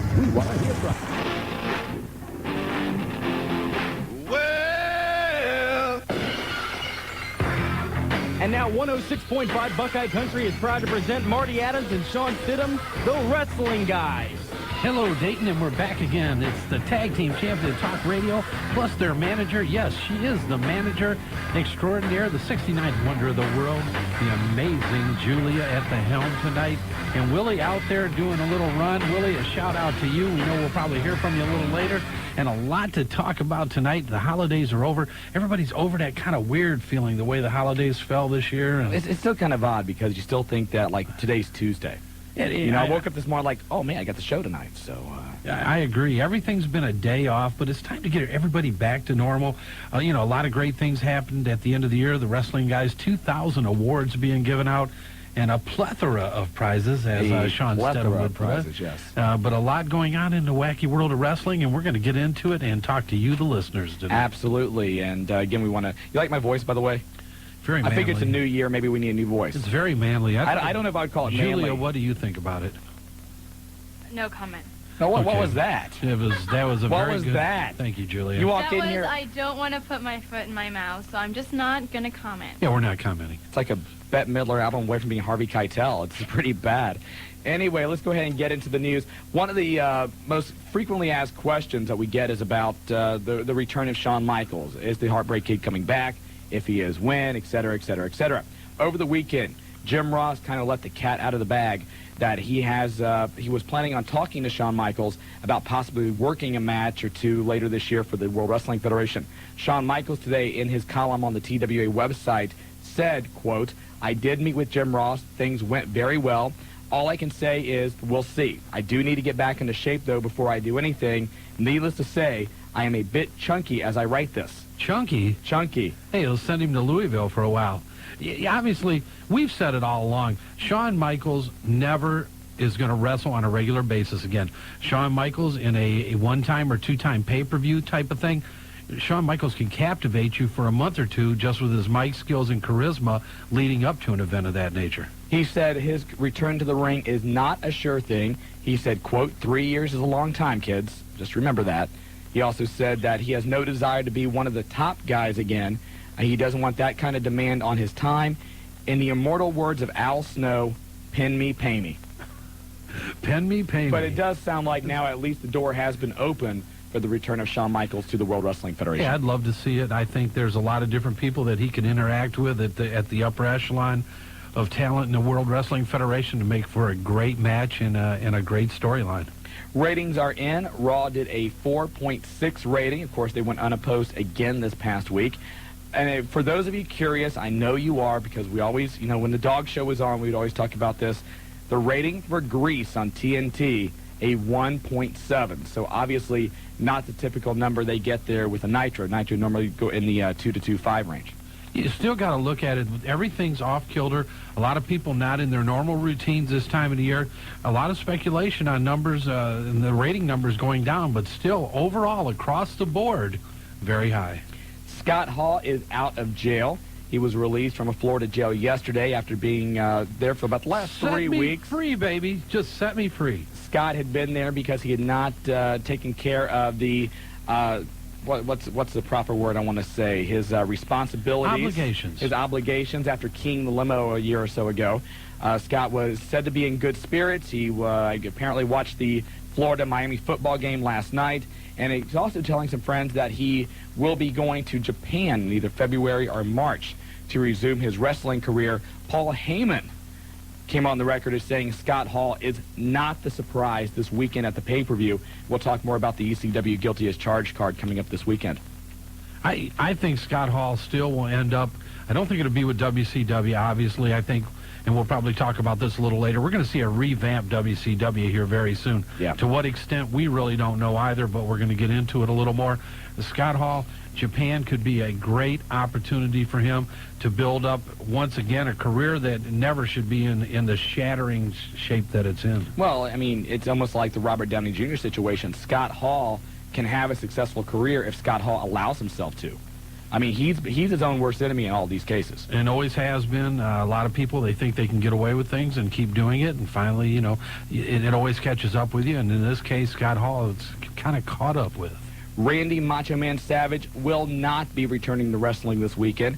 There was some speculation that the Macho Man would be replacing Jeff Jarrett at the WWC shows down in Puerto Rico after WCW announced that Jeff Jarrett would not be allowed to compete on those shows. However, they were not able to secure Randy Savage, so the big American superstar... Hey, they aren't playing. They went for one of the top superstars in the business available right now. Mike Rotundo. Yeah. And I have all the respect in the world for Mike Rotundo, but certainly does not have the same name power as a Randy Macho Man Savage, or even right now a Jeff Jarrett.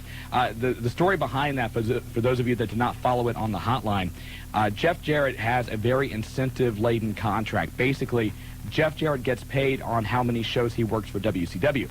If WCW is not running shows, Jeff Jarrett does not get paid. So for the last 2 to 3 weeks, Jeff Jarrett's been sitting on his keister. So he had arranged to go down and work some shows against Abdul the Butcher and Carlos Colon, I should say, this weekend down in Puerto Rico. He got the approval from Terry Taylor, had everything set up, and then Dinah Meyer, the legal for WCW, who we talked about last week, she came in and said, no, because we don't allow our guys to go work for other shows. They could get hurt, so Jeff Jarrett cannot do those shows. Of course, Jarrett's a little bit upset by that. WWC had went and put all this time and money in promoting Jarrett's appearance, so they were trying to land a big name, either Randy Savage or Sabu or somebody. American superstar, Sabu. Yeah, you think maybe they could have even went after Scott Hall. Now that he's out of jail, of course, you know, we didn't know if he would have been. Not knowing at the time. There are people out there, you know, like you said, nothing against Mike Rotundo. It's at that juncture, they were in a scramble. Yeah. You got to get a name on the dotted line. Your time to go ahead and try to do some advertisement becomes very limited, and you have to do what you got to do. And to his credit, Mike Rotundo has always been a bigger star overseas than he has been here in the United States, and he certainly has had some success here in the U.S.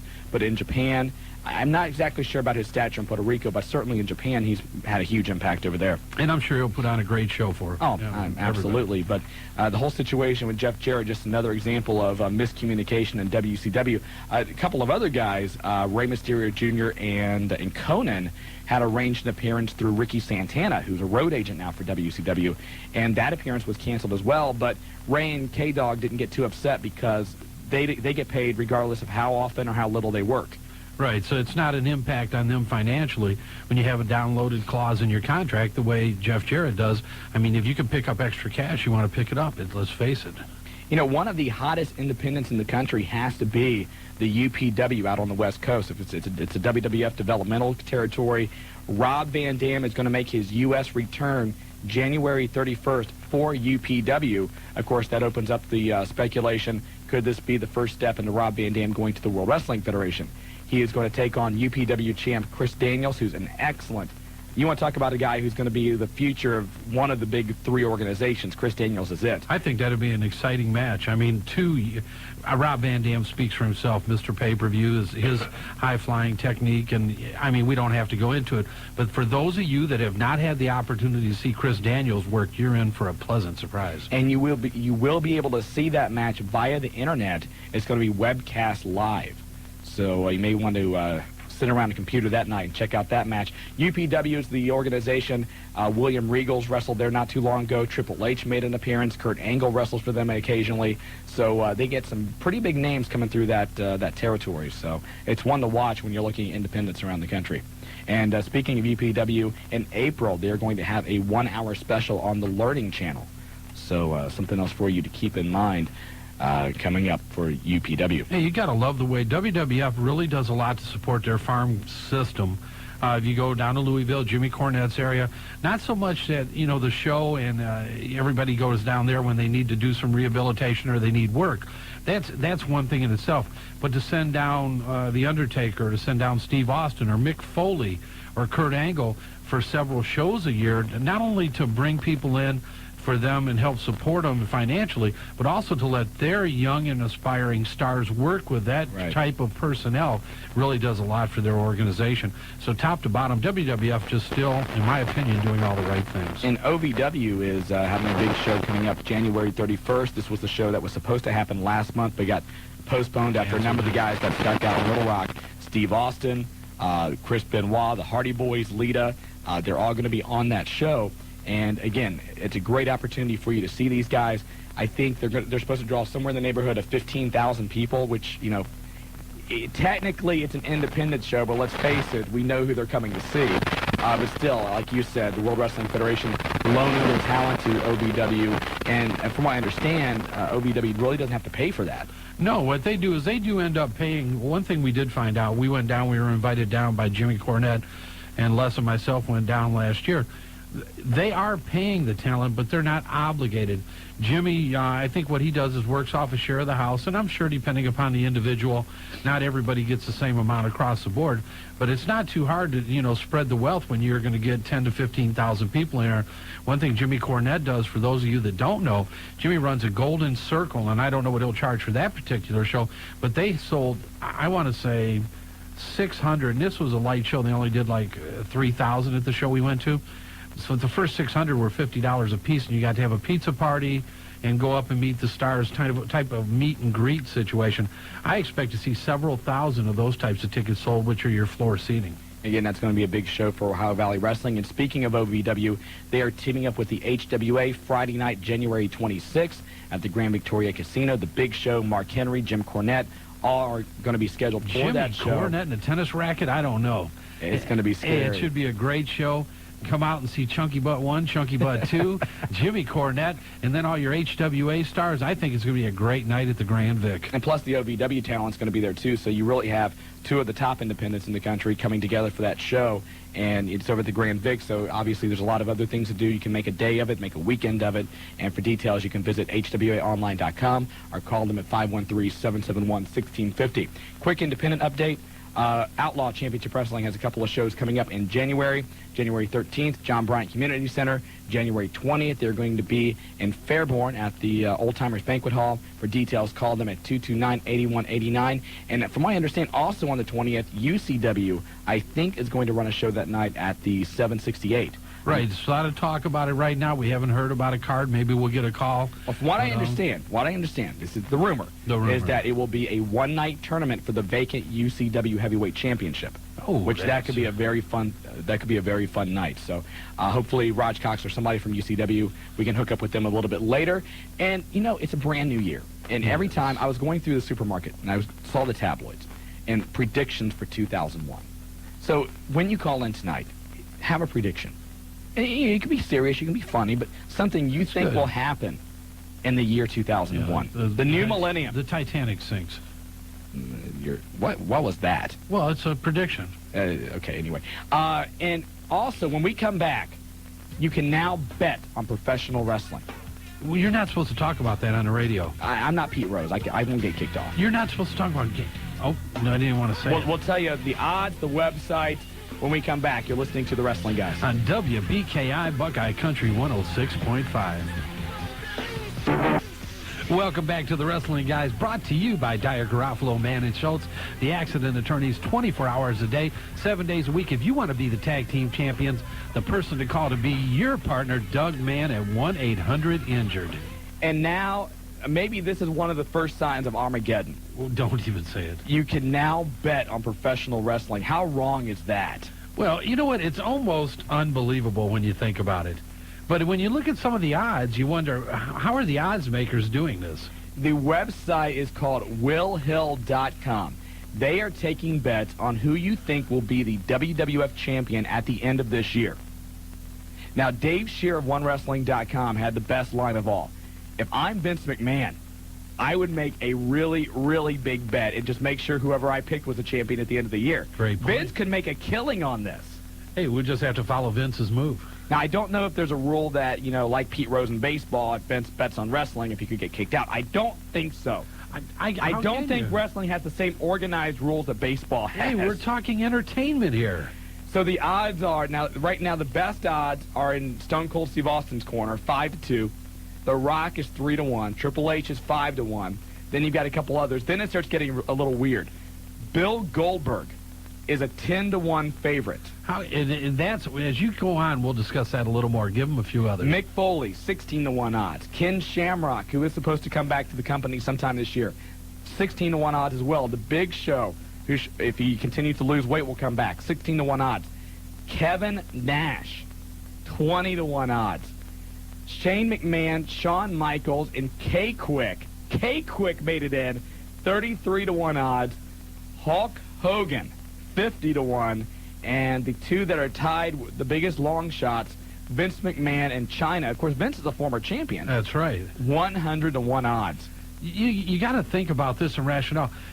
And I'm not sure the company that's putting this on, how legitimate they are. Now, isn't it a British company? It's a British company. Okay, yeah. So, I mean, we would have to understand the legitimacy of how long they've been in the gambling business or betting business, things of that nature. But if they are legitimate and have been doing this for a long time and know what they are doing, then you would have to speculate that they have some insider information that we're not privy to by adding A, Bill Goldberg, B, Kevin Nash. Is a speculation of what's going on with WCW? Do they know something about their contracts? I mean, it's really interesting when you take this and look at it a little more in depth than just on the surface. I don't think they have any inside information as far as that. I mean, let's face it, anything can happen. When we saw that, we've seen that a number of times. I mean, go back to last year when Benoit was the WCW champion. 2 weeks later, he's in the World Wrestling Federation. So we've seen those kind of quick, unexpected jumps before. But I don't think it's going to happen. But if you want to go there, willhill.com. We're not recommending it. We're not advocating gambling. We're just telling you it's another one of those odd and crazy wrestling stories. It's a little bizarre. Hey, this weekend, ECW has a pay-per-view. Sunday, Guilty as Charged. Your main event, I thought this was a little bit odd. Your main event is a three-way dance for the ECW title. Sandman, Justin Credible, Steve Corino. They're billing it as a table, ladders, and chairs match. Isn't every ECW match a table, ladders, and chairs match? Well, yeah, but you got to have a name for it. So, I mean, it just kind of... And you're right. I mean, that is ECW. Yeah. And when you look at it in depth, that's the difference. I mean, every match brings that type of hardcore ingenuity. And I'm going to say ingenuity for lack of a better term. But you've been studying your dictionary. It's very good. Plethora and ingenuity. We're really working it hard today. Oh, my God. And also, the other big match is Sunday. Tommy Dreamer versus C.W. Anderson in an I Quit match.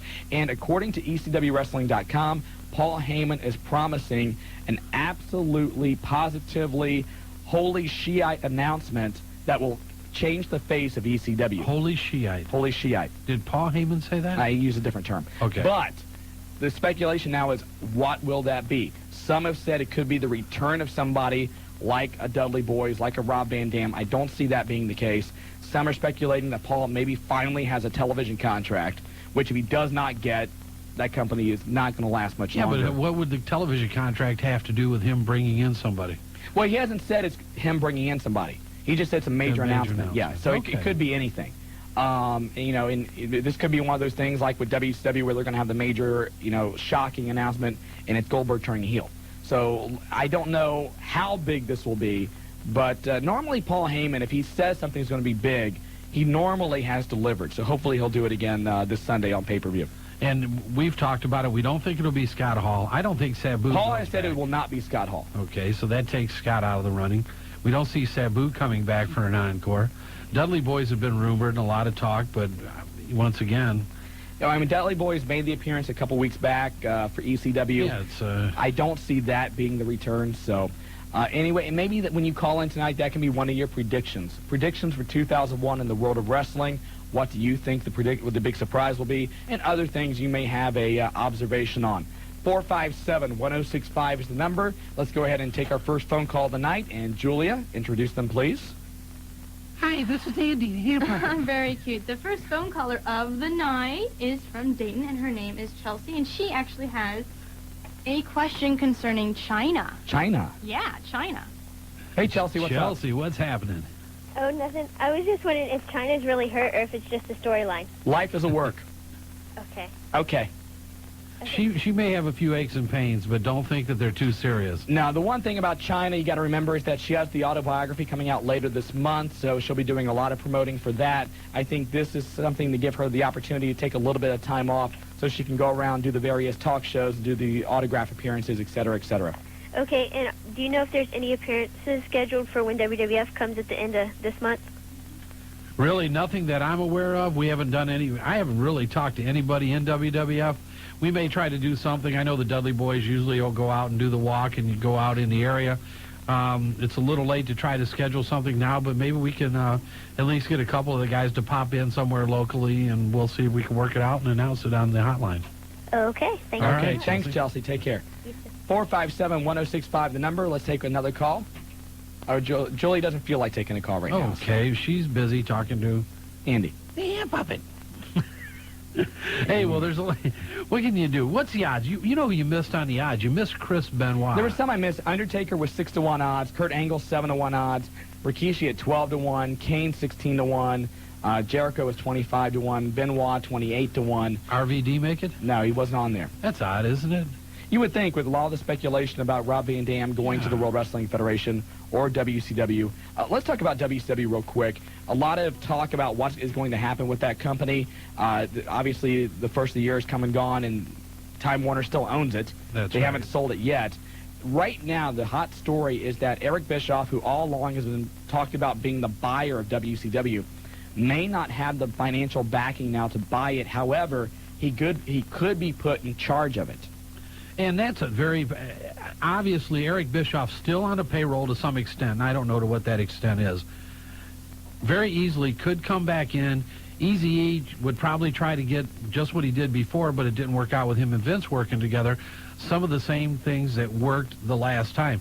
You can't clone it, though. You can't clone that lightning bolt that they had several years ago and try to come back with the same type of things. And I don't care who comes in, whether it's Eric Bischoff, and I speculate along with you, Shawn, that that's probably going to happen, but you have to change the entire persona of what is today considered WCW if you're going to make a run at this thing. And we've said it for how long? For a year and a half, it can't get any worse. Well, just like it couldn't get any worse, it can't get better overnight. It's going to take time. And the one thing we've heard from people we've talked to and read and everything is that Bischoff would basically try and, like you said, clone it, bring back Hogan, bring back Savage. Your main guys would be Kevin Nash, Diamond Dallas Page, maybe even Scott Hall coming back. Goldberg would be in there in the mix somewhere. But the same guys who really, ignited WCW 4 years ago. Problem is, that was 4 years ago. Since then, the landscape has changed. We've seen all those guys already. We've seen them go heel, face, heel, face, heel. So there's not a lot left you can do with those guys in their current roles. And I don't know if Eric Bischoff has the creativity to take one of those guys, do a gimmick change, and make them something where people would latch onto it. The best bet, I believe, for WCW is to get Rob Van Dam and market him. If you have to overpay for Rob Van Dam, get him. He's one of the few guys out there who can carry a company and yet has not been really exploded yet on the national scene. Certainly, your hardcore wrestling fans know him. And he has the ability, the charisma, and everything. He's a complete package. Hey, he's got the package. You said it right there, Shawn. He has the technical ability, the high-flying ability, the persona. He's a guy that can come in. You can run a lot of different things with him against your top already, your solidified stars that are in place. And I think if I had to say there's a make-or-break free agent out there right now, I'm going to have to put Rob Van Dam into that issue. I think you would have to. 457-1065. Julia, let's take a call. Okay, here is Double M, Masked Menace from Centerville, and he has a prediction. Okay, Masked Menace, what's up? Do I need to turn this radio down? Yeah, you might want to turn it down a little bit, buddy. Okay, I got it off. That's a lot better this way. That'll work. I'm a first-time caller to this Wednesday night program, but I know you've heard my big mouth on the hotline the last year or so. Many times, many times. Yeah, okay. Well, you guys are all right in my book. Thank you. And I just want to speculate. I'm not a prognosticator or a fortune teller, but I would just so much like to see that the NWO, the original NWO, get back together again and just take over and just destroy everything like they did before. But and don't you think the problem with that is we've seen that, it's kind of been there, done that? Well, maybe you wouldn't. Well, yeah, we've been there and done that, but man, it just ended too soon to suit me. I mean, they came in and just took over, and I liked it. I liked every minute of it until when it started breaking up. I started getting sad about that. When all these egos clashed against each other, and I just like to see. Actually, I'd like to see one federation with all these guys in it, just going head-to-head, toe-to-toe, night in, night out. WWF, to me, is getting a little bit boring. I mean, they're having, not so much as WCW, but they're starting to, these feuds are getting old, you know, and I think they need to bring some new talent in. And I'd like to hear you guys discuss more tonight. I'm going to be listening most of the night tonight for a change about the WCW and possibilities of what may be happening over there, and how you think Eric Bischoff, if he buys the company, is going to make these changes. And also, I'd like to, before you hang up, that's why I'm talking so fast, I'd like to speculate on this scam possibility of this betting. Okay? There's a possibility that Vince McMahon could have this whole thing set up, and even if he doesn't, the people running the show, you're talking about Goldberg, maybe they know something we don't know, that might not even be close to even being true. Because if people start thinking this, and there's 100-to-1 shot, and it's not even true, all these people that are going to think it's true are going to be throwing their money on Goldberg, knowing that they're not ever going to win anything. These people are going to rake in fortunes. So it's just a possibility. That could be. I don't think that Vince has anything to do with it, but you never know. As Vince says, anything can happen in the World Wrestling Federation. Maybe it's just a natural progression. Wrestling has become so big that now you can bet on it. I never thought we'd actually see betting on professional wrestling. It's something new, but hey, that's what we needed. We need something new, right? Mass Minutes, thanks for the phone call. We got to get to our break. When we come back, we'll talk a little bit more about Vince McMahon. And ESPN did a nice little article about Vince and the XFL and how that could change every sport as we know it. When we talk about that, we come back to the wrestling guys. Now you're listening to us on WBKI Buckeye Country 106.5. We'll be right back, Dayton. For the people who want to lose weight and keep it off, listen.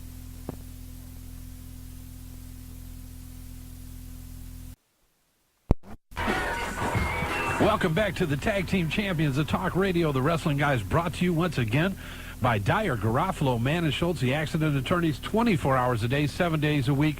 A plethora of offices around the area. You can go to Lima, Sydney, Pickwood, Dayton, Middletown.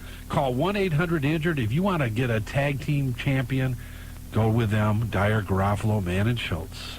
Jim Capel writes for the Seattle Post-Intelligencer. Intelligencer? Intelligencer? Anyway, I he's don't also, think that's a word. I think it is. Intelligencer? Yeah, I mean, it's right there. It's black and white. If it's in print, it has to be true. Yeah, if you got a printer. It has to be true. Yeah. Anyway, he's also a baseball columnist for ESPN.com and wrote a column about Vince McMahon, of all people.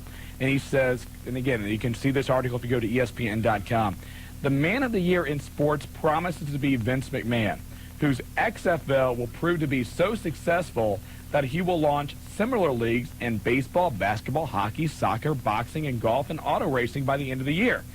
This is what Jim feels like how Vince could change sports.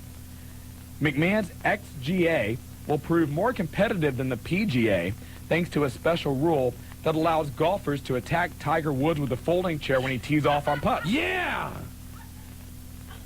I think that's great. I like it. While Major League players and owners kill off interest in baseball with another lengthy work stoppage, McMahon will bring Roger Clemens from the Yankees to pitch in the XBL by giving him the option of throwing baseballs, shattered bats, or folding chairs. Hey, I'll tell you what, innovative. I like this guy. Keep going. McMahon will introduce X-Car, the racing circuit with monster trucks at 200 miles per hour with no brakes or seatbelts. A fully reformed and sincerely Bob Knight will return to coaching in the NCXX College League, but won't get past the first round when he's ejected for not throwing a chair onto the court. Oh, yeah, if you don't throw a chair each quarter, it's a technical foul. Soccer will finally take off under the MXL, where players not only will be allowed to use their hands, but knives, scissors, and folding chairs as well. Yeah, that's what soccer's all about. Why do you think that would give soccer a huge boost in the arm? Why do you think soccer is so popular in the European countries? Violence. That's right. What do you see? 400 people fighting in one corner. It escalates through the stadium, runs out of the stadium, thousands of people brawling. That's what soccer's all about over there. However, there will be a failure. McMahon's XHL will fail when hockey fans are unable to perceive a difference between the new league and the current standard of play in the NHL, other than the fact folding chairs will not be allowed in the XHL. Jeez. Anyway, ESPN.com has the full article. You can read it there. So. Say what you want to say. I'm going to go out on a limb. Maybe not that big a limb. Well, maybe it is a big limb. Anyway. If you're going to want it, it better be a big limb. Thank you.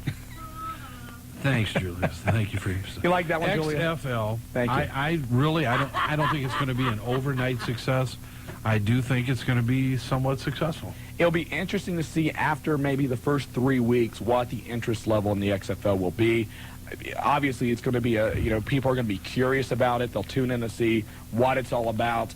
And then after that, the guys in the field are going to have to perform. They're going to have to play at a high level, I think, to keep the interest level. But, again, this is a wrestling show, so let's take some wrestling calls, shall we? Yeah, let's do that. Let's do that. 457-1065. Do you have time for us to talk to our caller? It's just... It's up to you. I mean, if Julia, we just work for you. You know that's that. right. If you don't want us to, then we'll look at, Brooks and Dunn tailgate thing right there. I like that. Well, here's Phil from Piqua on the phone. Phil, how you doing?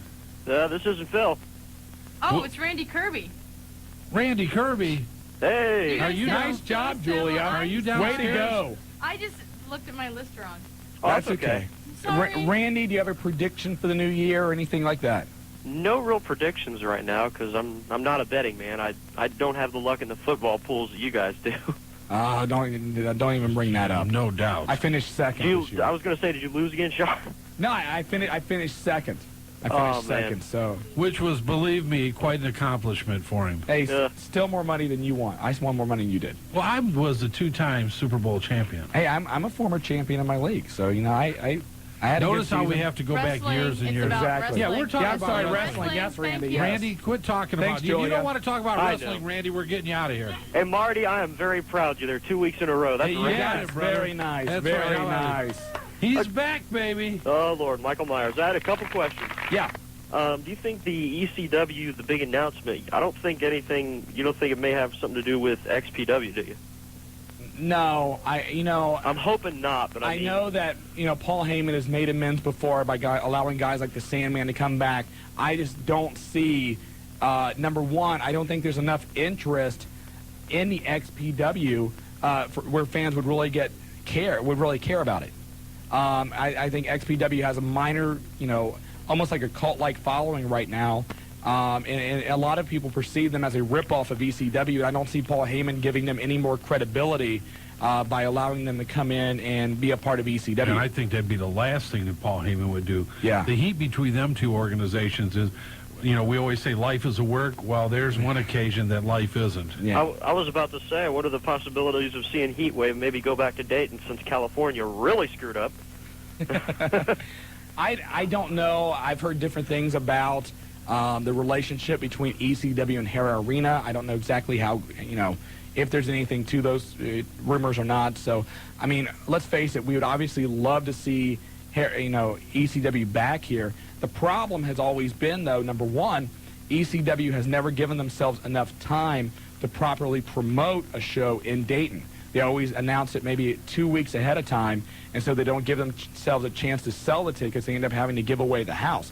Secondly, Hera may be a little too big for them right now. I think they could fill UD Arena up just like that. Well, you got those two buildings are going to be about the same. I think, and I've said this all along, I think a great location would be in Troy. at the Hobart Arena. I think that would be a great location. There's a number of smaller venues around the area they could go to and try and have a show. They need a facility that's 2,000 to 3,000. That gives an intimate appreciation for the crowd, and it really, I'll tell you one right now, the Convention Center downtown. I don't know how a lot of other people feel, but I mean, Heat Wave 98, that was the best live event I've ever been to. Oh, I totally agree. I agree with that 100%. I don't know if the Convention Center wants wrestling. I've talked to them before about it. They had a really bad experience, 7-8 years ago, with a barroom brawlers was I think what was the name of the event, and they had a really bad experience with that. The promoter didn't live up to his end of the deal, I guess, and they had some security issues. A lot of bad taste. Yeah, it was really, really bad. So they kind of lumped wrestling in with that. So to get that building, it takes a whole lot of change to get that building. Well, I got a real quick couple shout-outs. Got to give a shout-out to all the guys in OCW and UCW, and got a shout-out for Dr. Creep. I'm glad he's feeling a lot better, too. Is he out of the hospital yet? Yeah. Is he? Okay, good. He's doing a lot better, and I'll tell you, that poor guy's been through the ringer. I'll tell you what, he's went through a lot, and but he's a strong one. Yeah, he had to, for those that don't know, Dr. Creep went back into the hospital and had some surgery, I guess, Christmas Eve. Yeah. And so luckily he pulled through that again. Just seems like the guy's just residual. Help me out here. Resilient. Yeah, there you go. I mean, he just, he seems to bounce back, and every time he bounces back stronger. Always working with charities, doing a lot of positive things in the Miami Valley, and you just want to keep wishing him well, and hope things get better for him. I got to say one more thing real quick. I rarely mark out on myself, but I'm very, very proud. I got voted OCW Referee of the Year. Oh, congratulations. Hey, congratulations, Randy. And for all the crap I put up with, I'm happy. Two of you. Yeah, was there anybody else? I mean... there was, thanks, guys. Ref from Riverside, who's a hell of a referee. He could have won it, too. I think the UCW got Ron Moreland. Yeah. Yeah, Ron Moreland. He did some refereeing for us. But, okay. I mean, they're all good referees. I'm just happy to be here, and it was a real thrill for them to tell me that. But none of them can take a bump like you.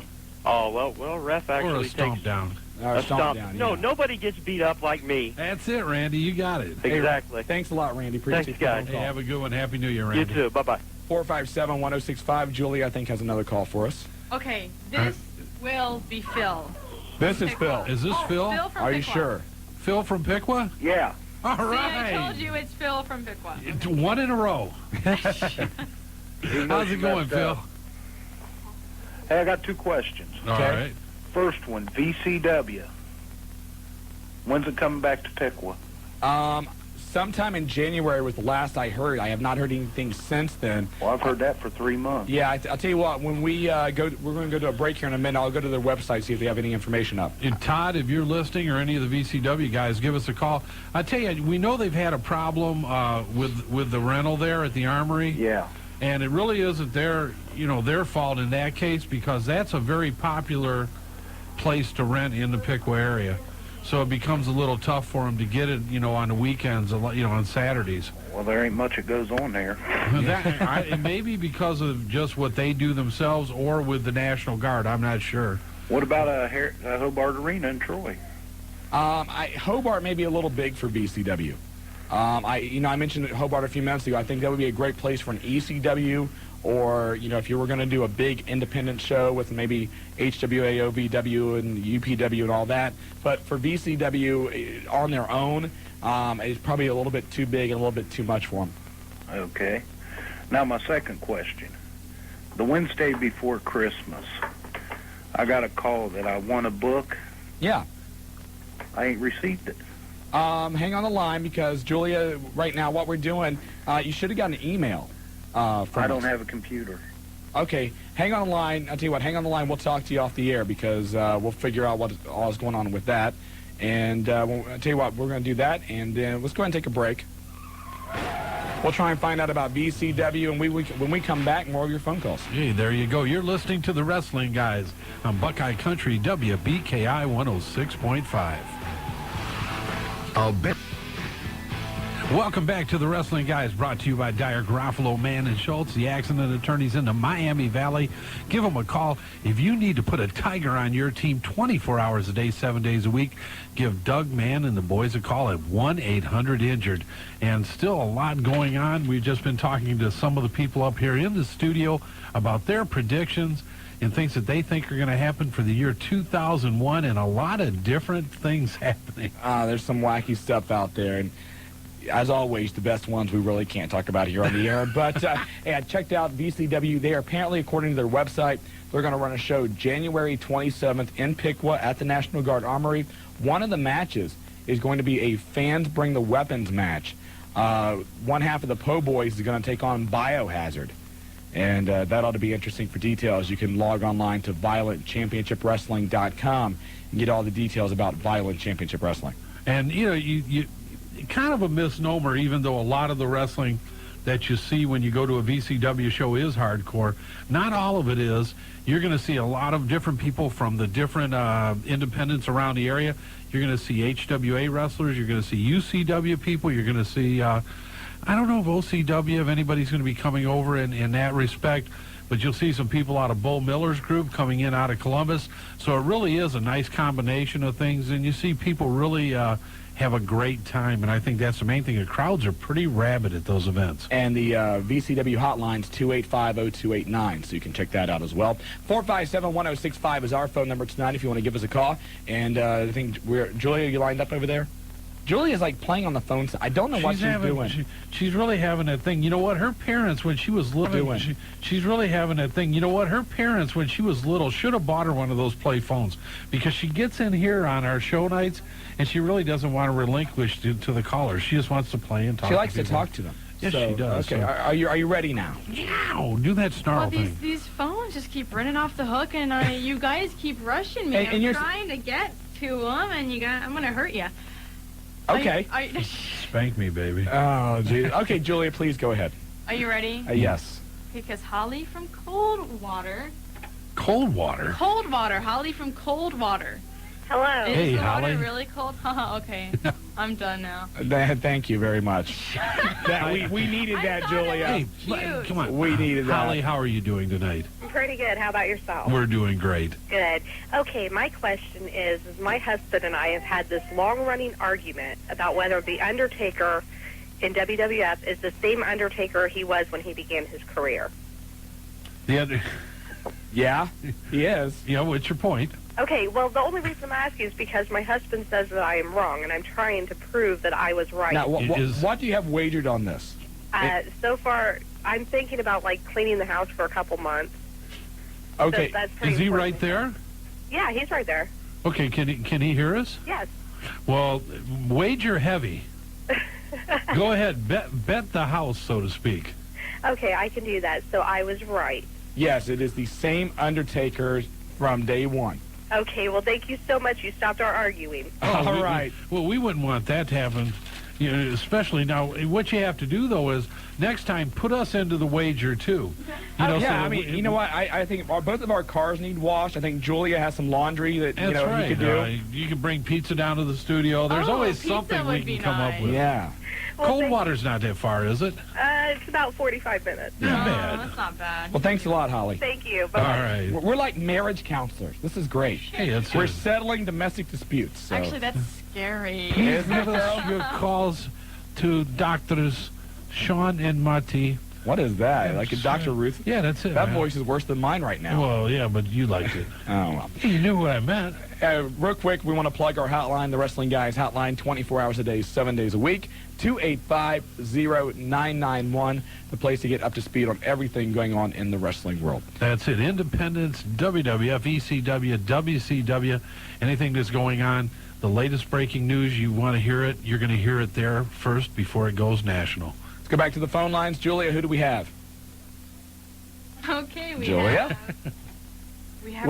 Julia's working on a 7-second delay tonight. That's what it is. It's everyone else can... I'm just in slow-mo. We have the 7-second delay. The pop didn't help. Our next call. Ever since New Jack was here, we had to put in that 7-second delay, and that's what Julia's working on tonight. So What did you say? I'm sorry. Bink, how's it going? What's up, man? I have returned. You returned? Where have you been? I've been campaigning, you know, taking care of business, so on, such, all that other stuff. It's just been hectic, but I am finally back, and it's great to be in 2001 finally. Okay. I got a prediction, and this is going to be a pretty fun one. And it involves Mark Madden. Okay, now you understand you're setting us up here. This is going to be a really good, funny prediction. It will be a really good, funny. So you're building this up. Yes. Okay. All right. Go ahead. I predict that Mark Madden, within at least, give him 4 to 5 months, will gain 400 to 500 more pounds than he already has on his stomach and on his body. Wait a minute. Uh-oh, I don't think Julia liked that. Hurry up, Bink, get it in. He's gone. Oh, he's gone. What happened there? That was a no-brainer. That's not a prediction. So Mark Madden is going to gain 400 to 500 more pounds? I mean, Mark Madden's not working right now, so, you know, he's unemployed. Wait, so there's a morning show. Yeah, but have you ever seen morning show hosts? No, I've seen Mark Madden. That's scary enough. I did a morning show for 5 years. I gained a lot of weight. What are you talking about Karen Kelly for? I didn't talk about Karen Kelly. It doesn't affect the women on morning shows like the men. I don't know what it is, but when you do a morning show... Is that what happened to me? I started doing the morning show? You came in, you did the morning show, immediately, 50 pounds like that. That's what happens. Well, the good thing I stopped. I might have blew up. All right, Mark Madden, 400 or 500 pounds. And, yeah, 400 to 500 pounds. I don't believe you guys. Hey, speaking of, let's talk about WCW real quick. Another guy we get a lot of questions about is Bobby the Brain Heenan. Last week or 2 weeks ago, Bobby Heenan set in on a radio station in Indianapolis doing their afternoon talk show for a couple of days. He said that, quite frankly, he is not looking to get back in wrestling. He is invested well. He does not need to get back into the business. Right now, there's no leadership in WCW. That was a surprise. Woo! Tell me some more. And that he has a good relationship with Vince McMahon, but right now he has no plans to do anything wrestling-related. I think both of us thought that was a mistake. One of the more identifiable characters, very insightful and entertaining, and to cut Bobby the Brain Heenan and keep Mark Madden was... I still would not be surprised if Bischoff comes in. And maybe, God, I can't believe I'm going to say this. Maybe we're not giving Bischoff enough credit because the guy was able to get that lightning in a bottle once. He might be able to do it again, but I think when he comes back, if he comes back, that he is going to have to totally revamp the entire organization. There's some talk that he's even looking at changing the name of the company and that he would have a new set, new name, new announcers. And if I was him, I would bring back Bobby Heenan, and I would keep Scott Hudson. I banged that drum for a year. I think that would be the great. I think that's their best bet as far as an announcing team. Keep it a two-man team. Make it Hudson. Make it Heenan, and you can still have, God bless America. If you still need to have Tony Schiavone, have him do the interviews in the back or something like that. But get Bobby Heenan and Scott Hudson as your two-man team. I think that would be the best bet for WCW. Hey, I'm not saying that Eric Bischoff can't do it, but, like we talked about, people are talking about bring back the NWO. One of the things, and you'll never be able to recapture this, is that even you and I, longtime wrestling fans, when this NWO gimmick started, it was almost believable. I mean, you almost had to enjoy what was going on because of it had never happened before. I mean, the closest you can come to something like that happening was when Ric Flair first made the jump to the World Wrestling Federation and showed up with the NWA WCW title, and on that interview went to Hulk Hogan and said, "I've just burst that bubble you've been living in." It was one of my all-time favorite interviews, and you just can't. You can't redo that. That's right. You need something different, something new, something creative. And, maybe Bischoff can do it, maybe he can't. But I don't think bringing back the guys and just, redoing the NWO is the solution for WCW. You can't do it again. I mean, it was there.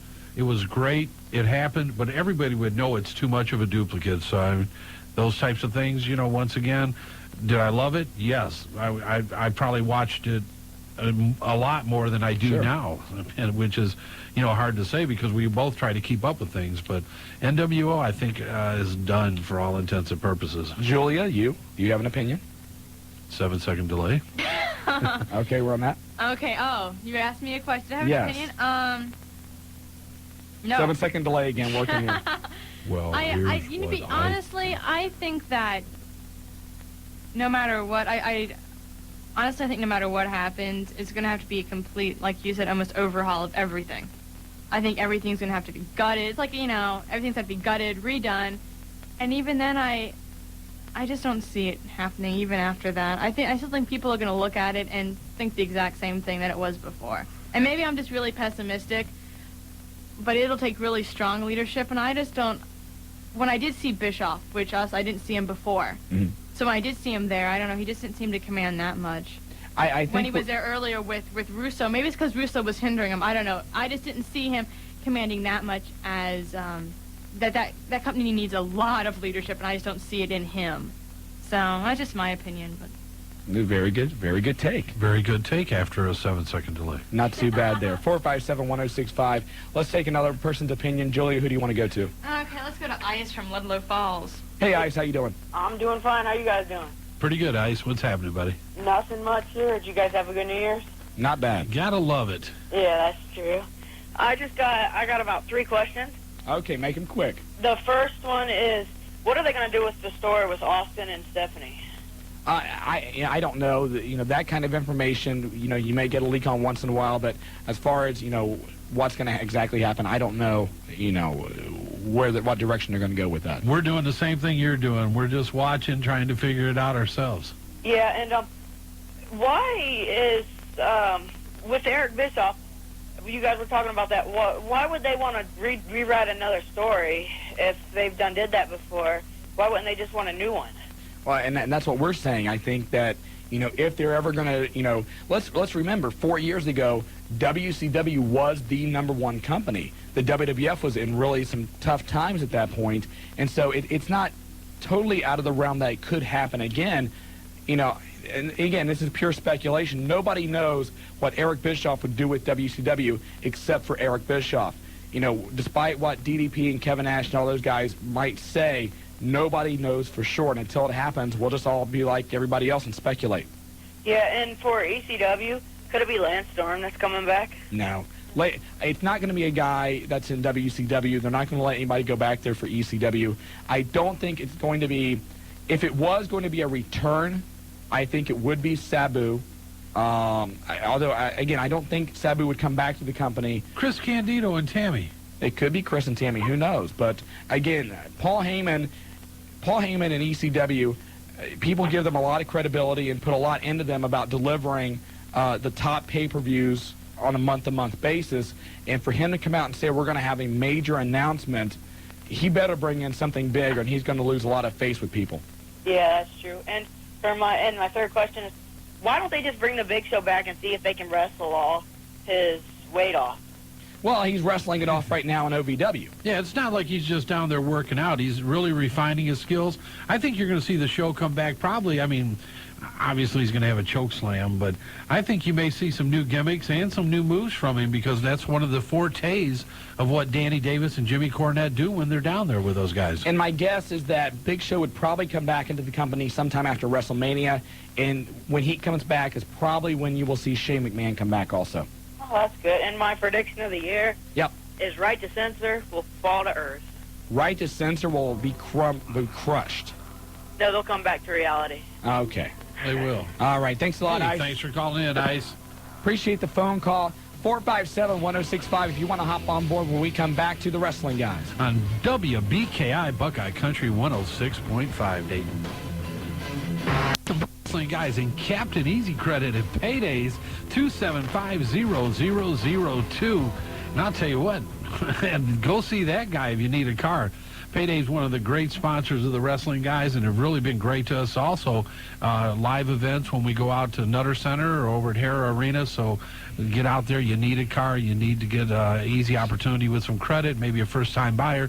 A great selection. Go see Paydays, and the number, once again, 275-0002. And yes. I actually have a comment. And like I haven't been watching wrestling that long, so I don't know how many different roles they've had Stone Cold in, like different facets of his personality they've let out. But the ones I've seen have been like, kind of, well, I like the aggressive kind of, But what do you mean by that? Yeah, well, you probably haven't. You probably haven't seen him as anything but Stone Cold. Right. Or So okay. I don't know like what kind of facets of the personality they've explored, but he was actually very funny. with the Stephanie McMahon, the beer, and that was the first time I'd seen his comedic side. Yeah, he's done a great job with that. And I just thought it was just incredible. I thought it was I'm going to say cute. But I thought it was the cutest thing, and I kind of hope they do that more. Maybe, Steve's cute. Do that more, like his comedic side more, because I think it brought a lot. Steve has always had a very good sense of humor, very good mic skills. He first started showing that when he did his run in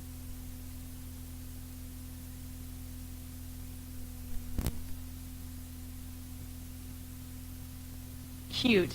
But I thought it was the cutest thing, and I kind of hope they do that more. Maybe, Steve's cute. Do that more, like his comedic side more, because I think it brought a lot. Steve has always had a very good sense of humor, very good mic skills.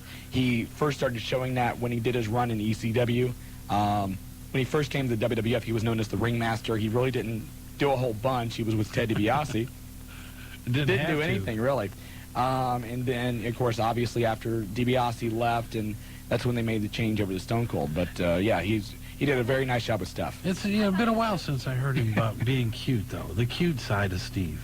Deborah thinks so. It was, I hope so. She's married to him.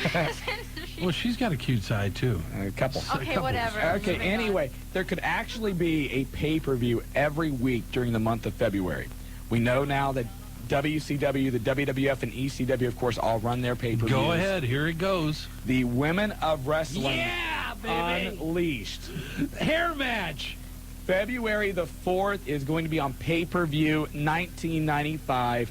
Their main event, a four-way dance, a hair match. Yes.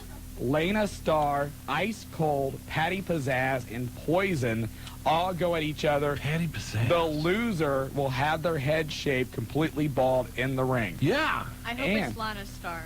Is it Lana? I have no idea. No, I said I hope it's her that gets her head shaved. Do you know who she is? Yes, I do. Do I you actually really? watch it, yes. I So do. you want her to be the one that goes completely Yes, bald? because I can't stand her. Okay. Ooh. Well, maybe, you know what? Cat fight, baby. You're going, we've talked about this, you're going to go down to the HWA Women's Clinic January 27th. Maybe from there, we can have you go and wrestle for WOW. And maybe if they do another pay-per-view, you could be in a hair match. Yeah. I like my hair way too much to be Well, in a hair match. if you're good, you won't have to worry. You'll just beat some butt. Spank some booty, girl. That's it. Now, the quote Ted DiBiase, everybody has a price. For the right price, you would shave your head. Yeah, okay. Yeah, see, for the right you would. Price, For the right I price. guess I would. You That's would. why they invented wigs, I guess. Also on the pay-per-view for WOW, a tag team tournament finals will be determined inside of a steel cage. Again, the pay-per-view is going to be February the 4th.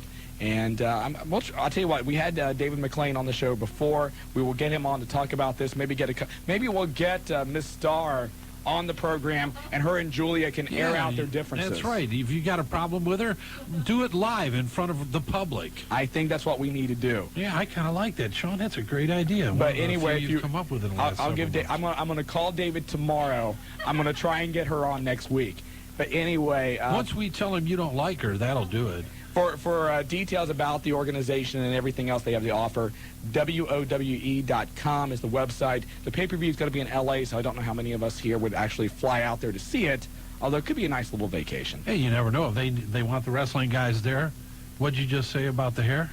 Oh, 457-1065 is the phone number. Let's go ahead and take a phone call. Julia, who is it? It's Blaze from Ludlow Falls. Hey, how you guys doing tonight? What's up, Blaze? Nothing much. How was your guys' New Year? Good. It was? Had a great time and ready for the year 2001 and looking forward to a lot of predictions. What's yours? My prediction, I think half the underrated superstars will start getting like better chances at stuff. Like who? Like K-Quick.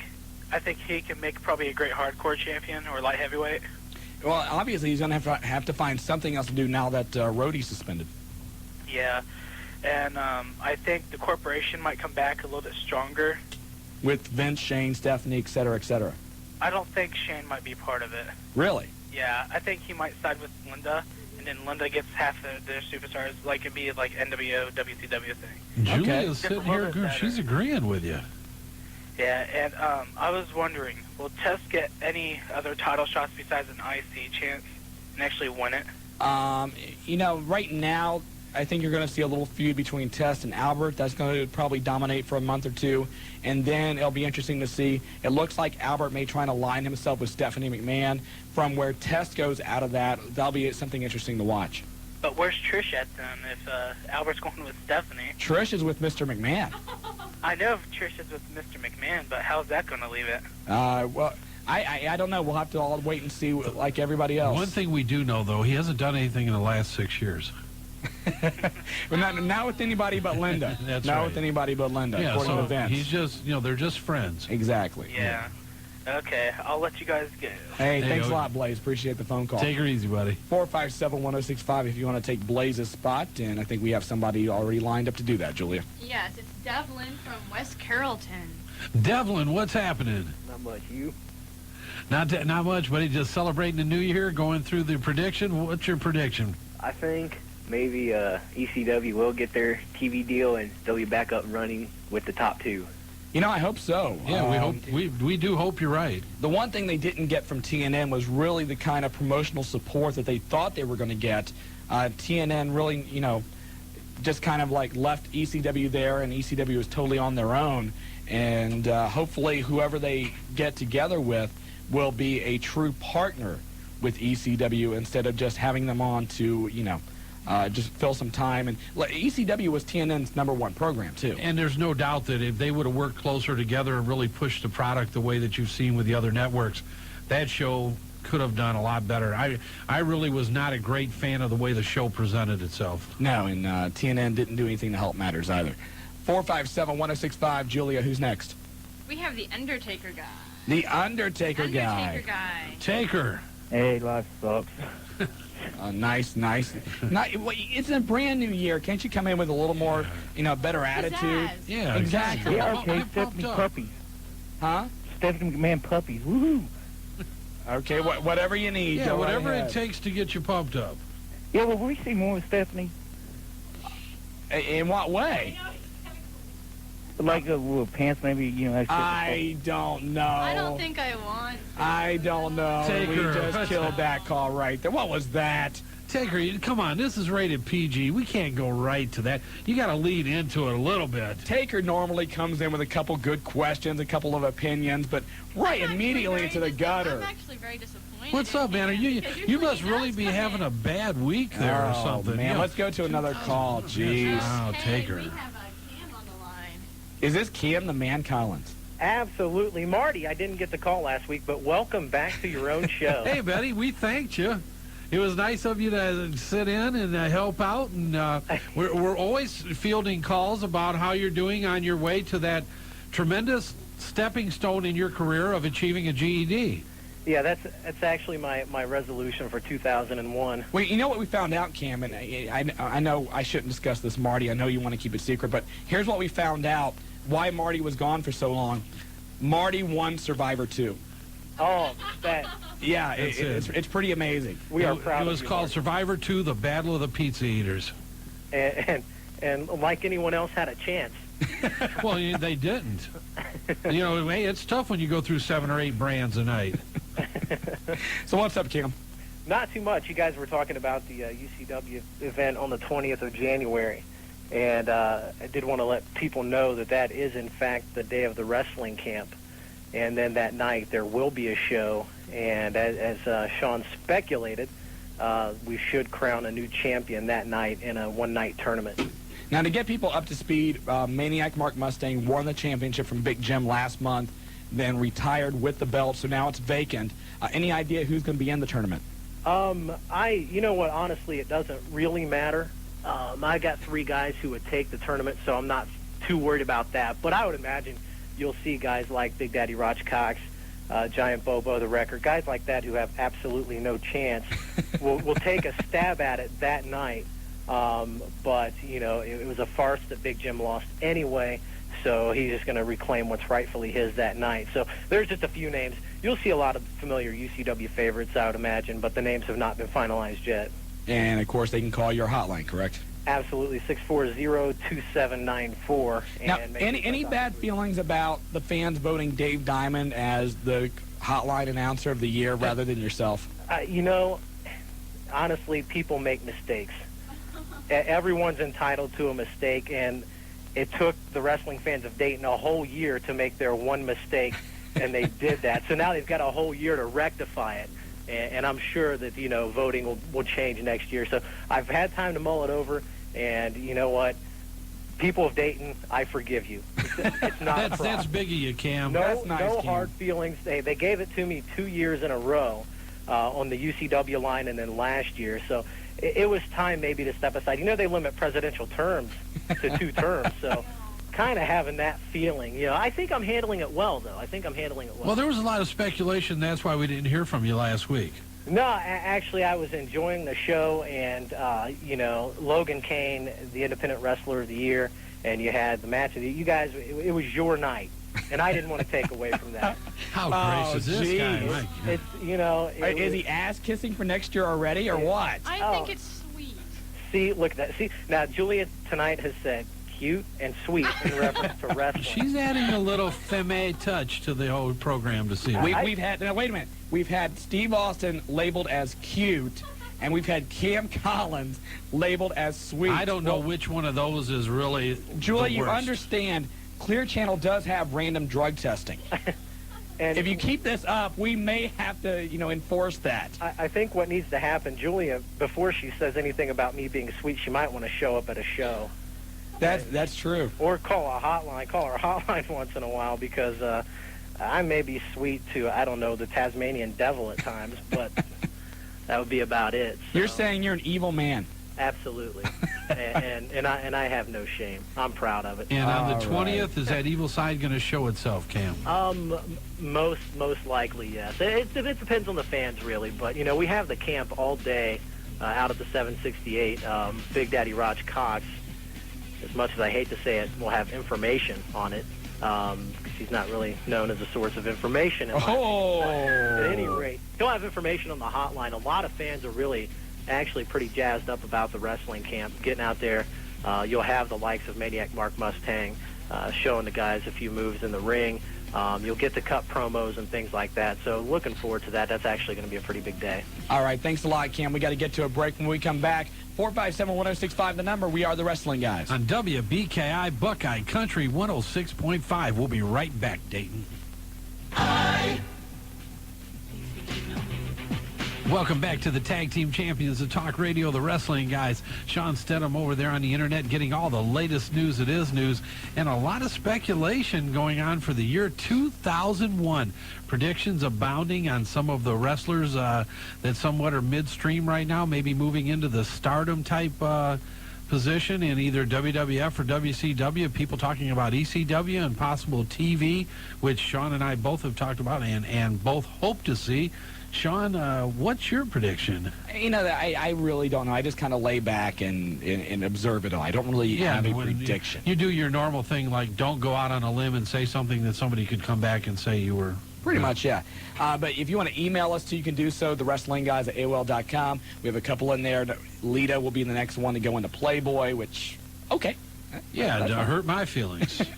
And then, of course, you got the normal ones. Austin's going to jump to the WCW. Goldberg's going to jump to the WWF. So a lot of speculation running rampant. But you can email us or, of course, call us in tonight and let us know what you think will happen in the year 2001. But on one of the lines right now is the guy last week who defeated Cam Collins, according to the wrestling fans, as the Hotline Announcer of the Year from OCW, Wildman Dave Diamond. Dave, how are you? All right, gentlemen. How are you? Good, David. How about yourself? Oh, hanging in there. And as always, you gentlemen are looking well.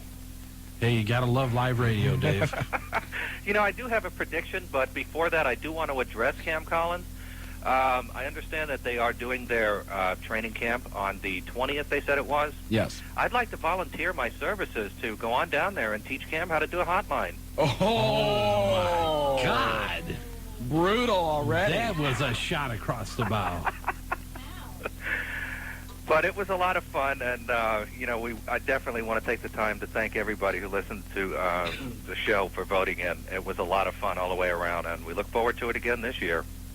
There were a lot of ballots that we had to question because there was one from, Dave Diamond's mom, Dave Diamond Jr., brother of Dave Diamond, nephew of Dave Diamond. They didn't really have names. They just said, what the relation was. So, Oh. But, every vote counts, so you won. Congratulations. Well, thank you very much. Now, this prediction for 2001, taking a look at this ECW pay-per-view for this coming Sunday, if it's supposed to be an announcement that's going to change the face of ECW, how about Vince McMahon?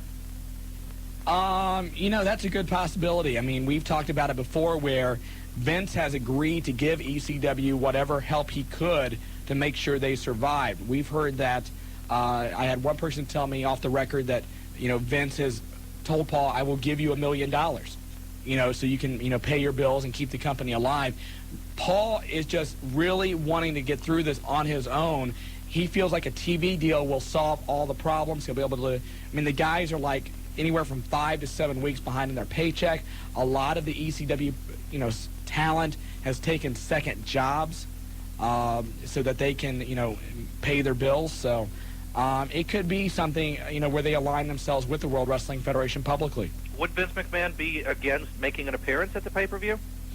I'm going to go out and say I don't think that happens. I agree with Dave that there's no doubt Vince McMahon, there are a lot of positive reasons why he does not want to see ECW go, out of business. But I really can't see him being at the pay-per-view. That would be huge. That would be very huge. That would be very big. I wouldn't say, I kind of agree with Marty. I don't see it happening, but I don't see it being totally out of the realm of possibility. I'm not exactly sure who they could scrape up with regards to a personality that could really, other than maybe Sabu or Rob Van Dam at the least. But I'm trying to think of which single wrestler right now would have some kind of a jaw-dropping effect, which is really what they need at this point. One thing, and God, I hope this is not it. Hogan would be. I don't see Hogan fitting in ECW, but again, we don't know. God, I hope this is not it. But Rena Mero, who I believe now is, Marty, maybe you can help me on this. I think she is now free to do whatever she wants to in the world of wrestling. Maybe bringing in Sable would be the thing for them. Who knows? Might be an opportunity for them.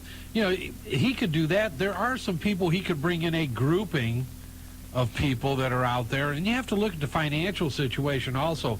One of the things, depending on who it is that he brings in, what kind of payday is he going to have to offer him, is he going to be able to cover it? And it's really, from that vantage point, I think it really limits the people by that. And the other thing, too, is that, fine, if you are able to bring in some of these top names, that's great.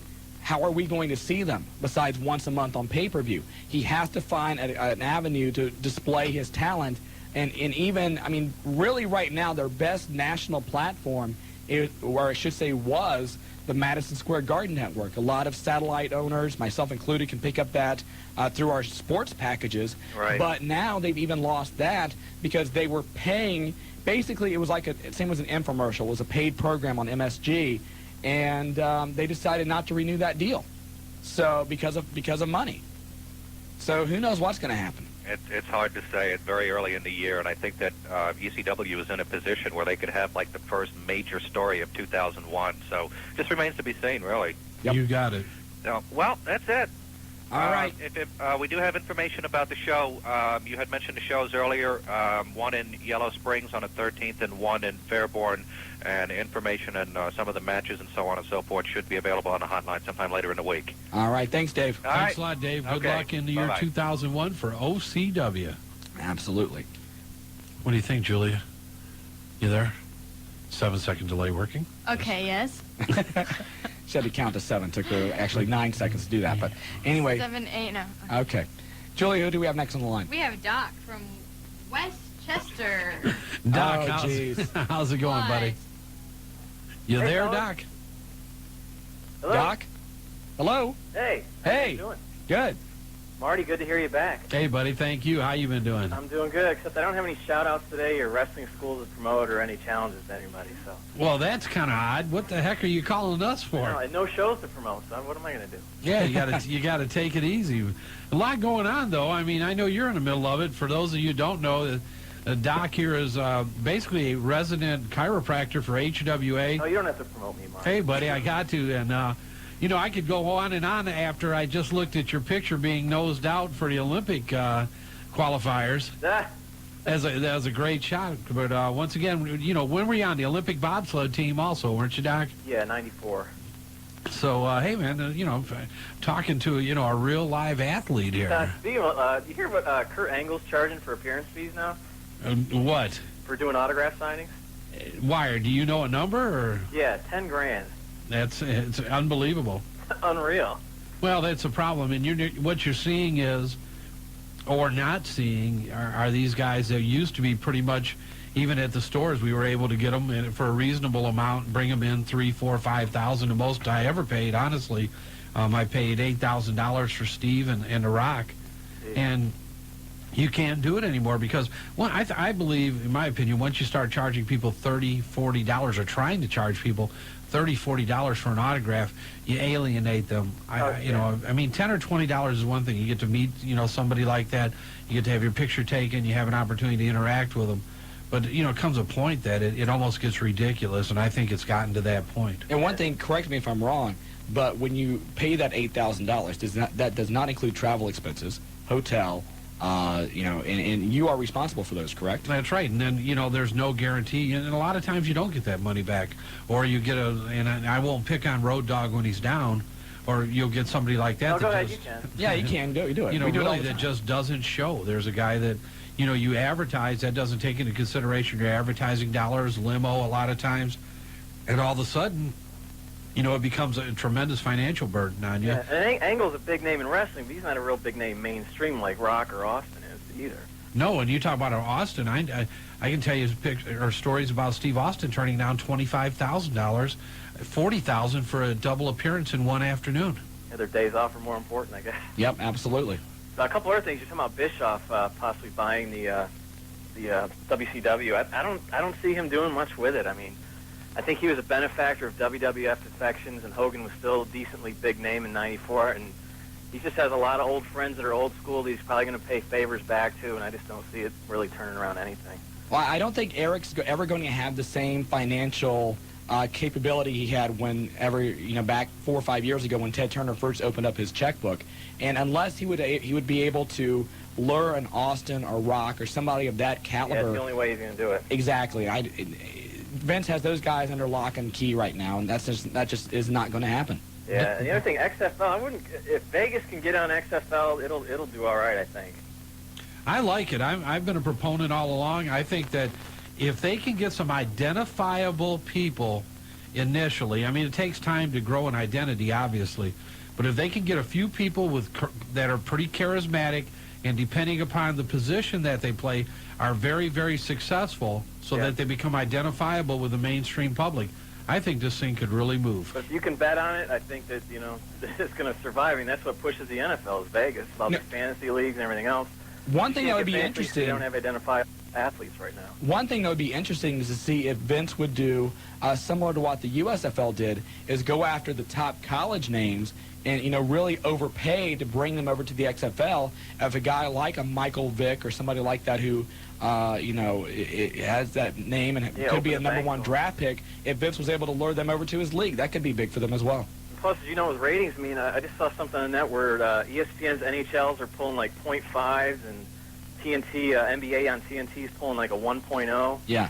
And if they can get some of the Raw, which is like a 5.0 audience, if they can say The Rock's going to do an interview at halftime of this game, I mean, if they can pull like, you know, a third of their audience, they'll be doing all right. You know, you mentioned that last week.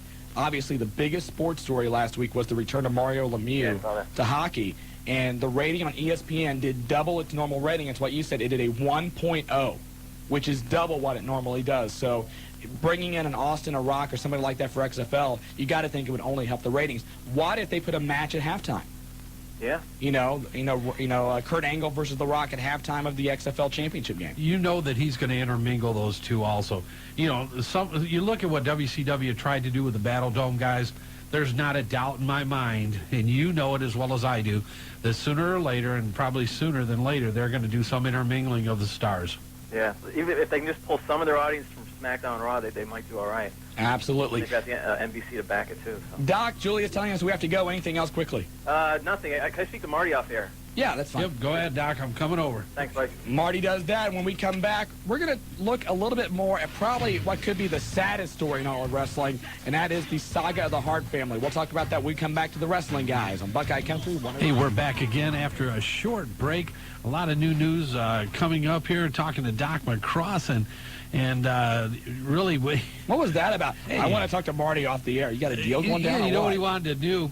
And Doc, as we explained, really was the second. They were looking for a WCW chiropractor to travel with the guys, and a guy from Atlanta ended up getting the job. But Doc McCrossan, right here out of Westchester, was kind of the runner-up or the bridesmaid for the job. Very well known, in great shape.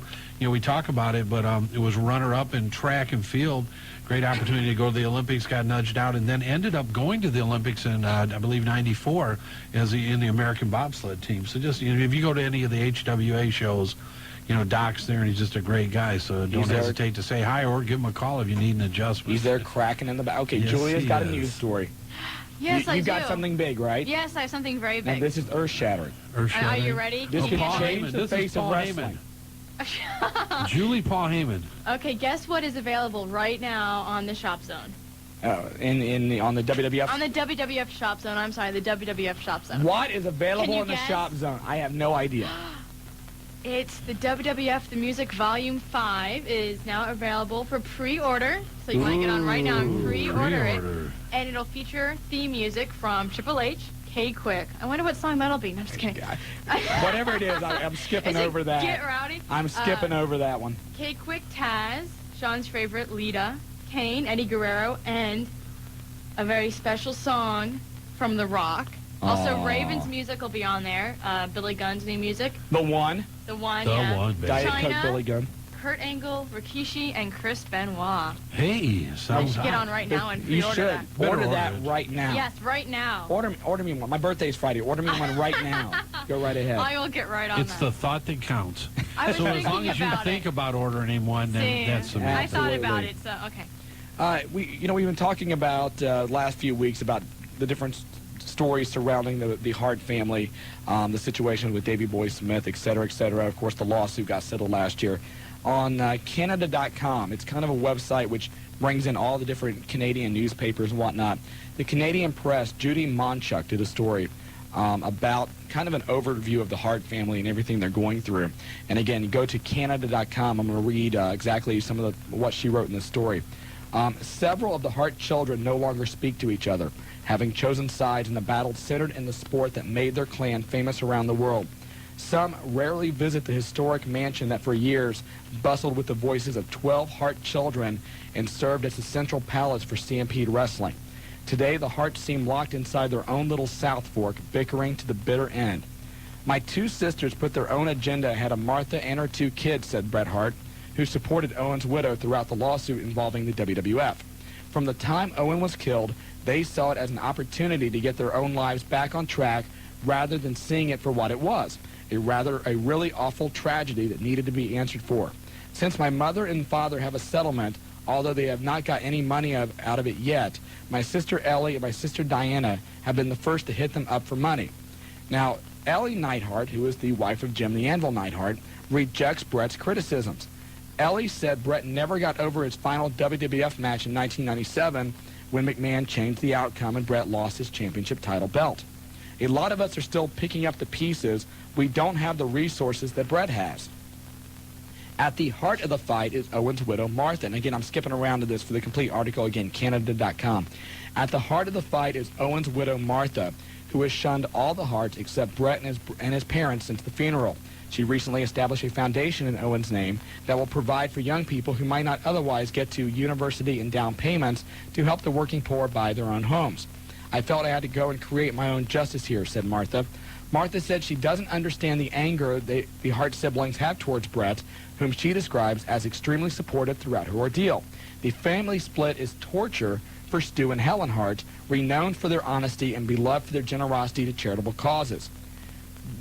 Right now, Bret may be right, Helen said, but we can't help it. If one of our children came and we could help them, and even if it wasn't the right thing to do, I would help them. Maybe they don't stand on their own 2 feet too much, but if your child needs you, your natural inclination is to help them.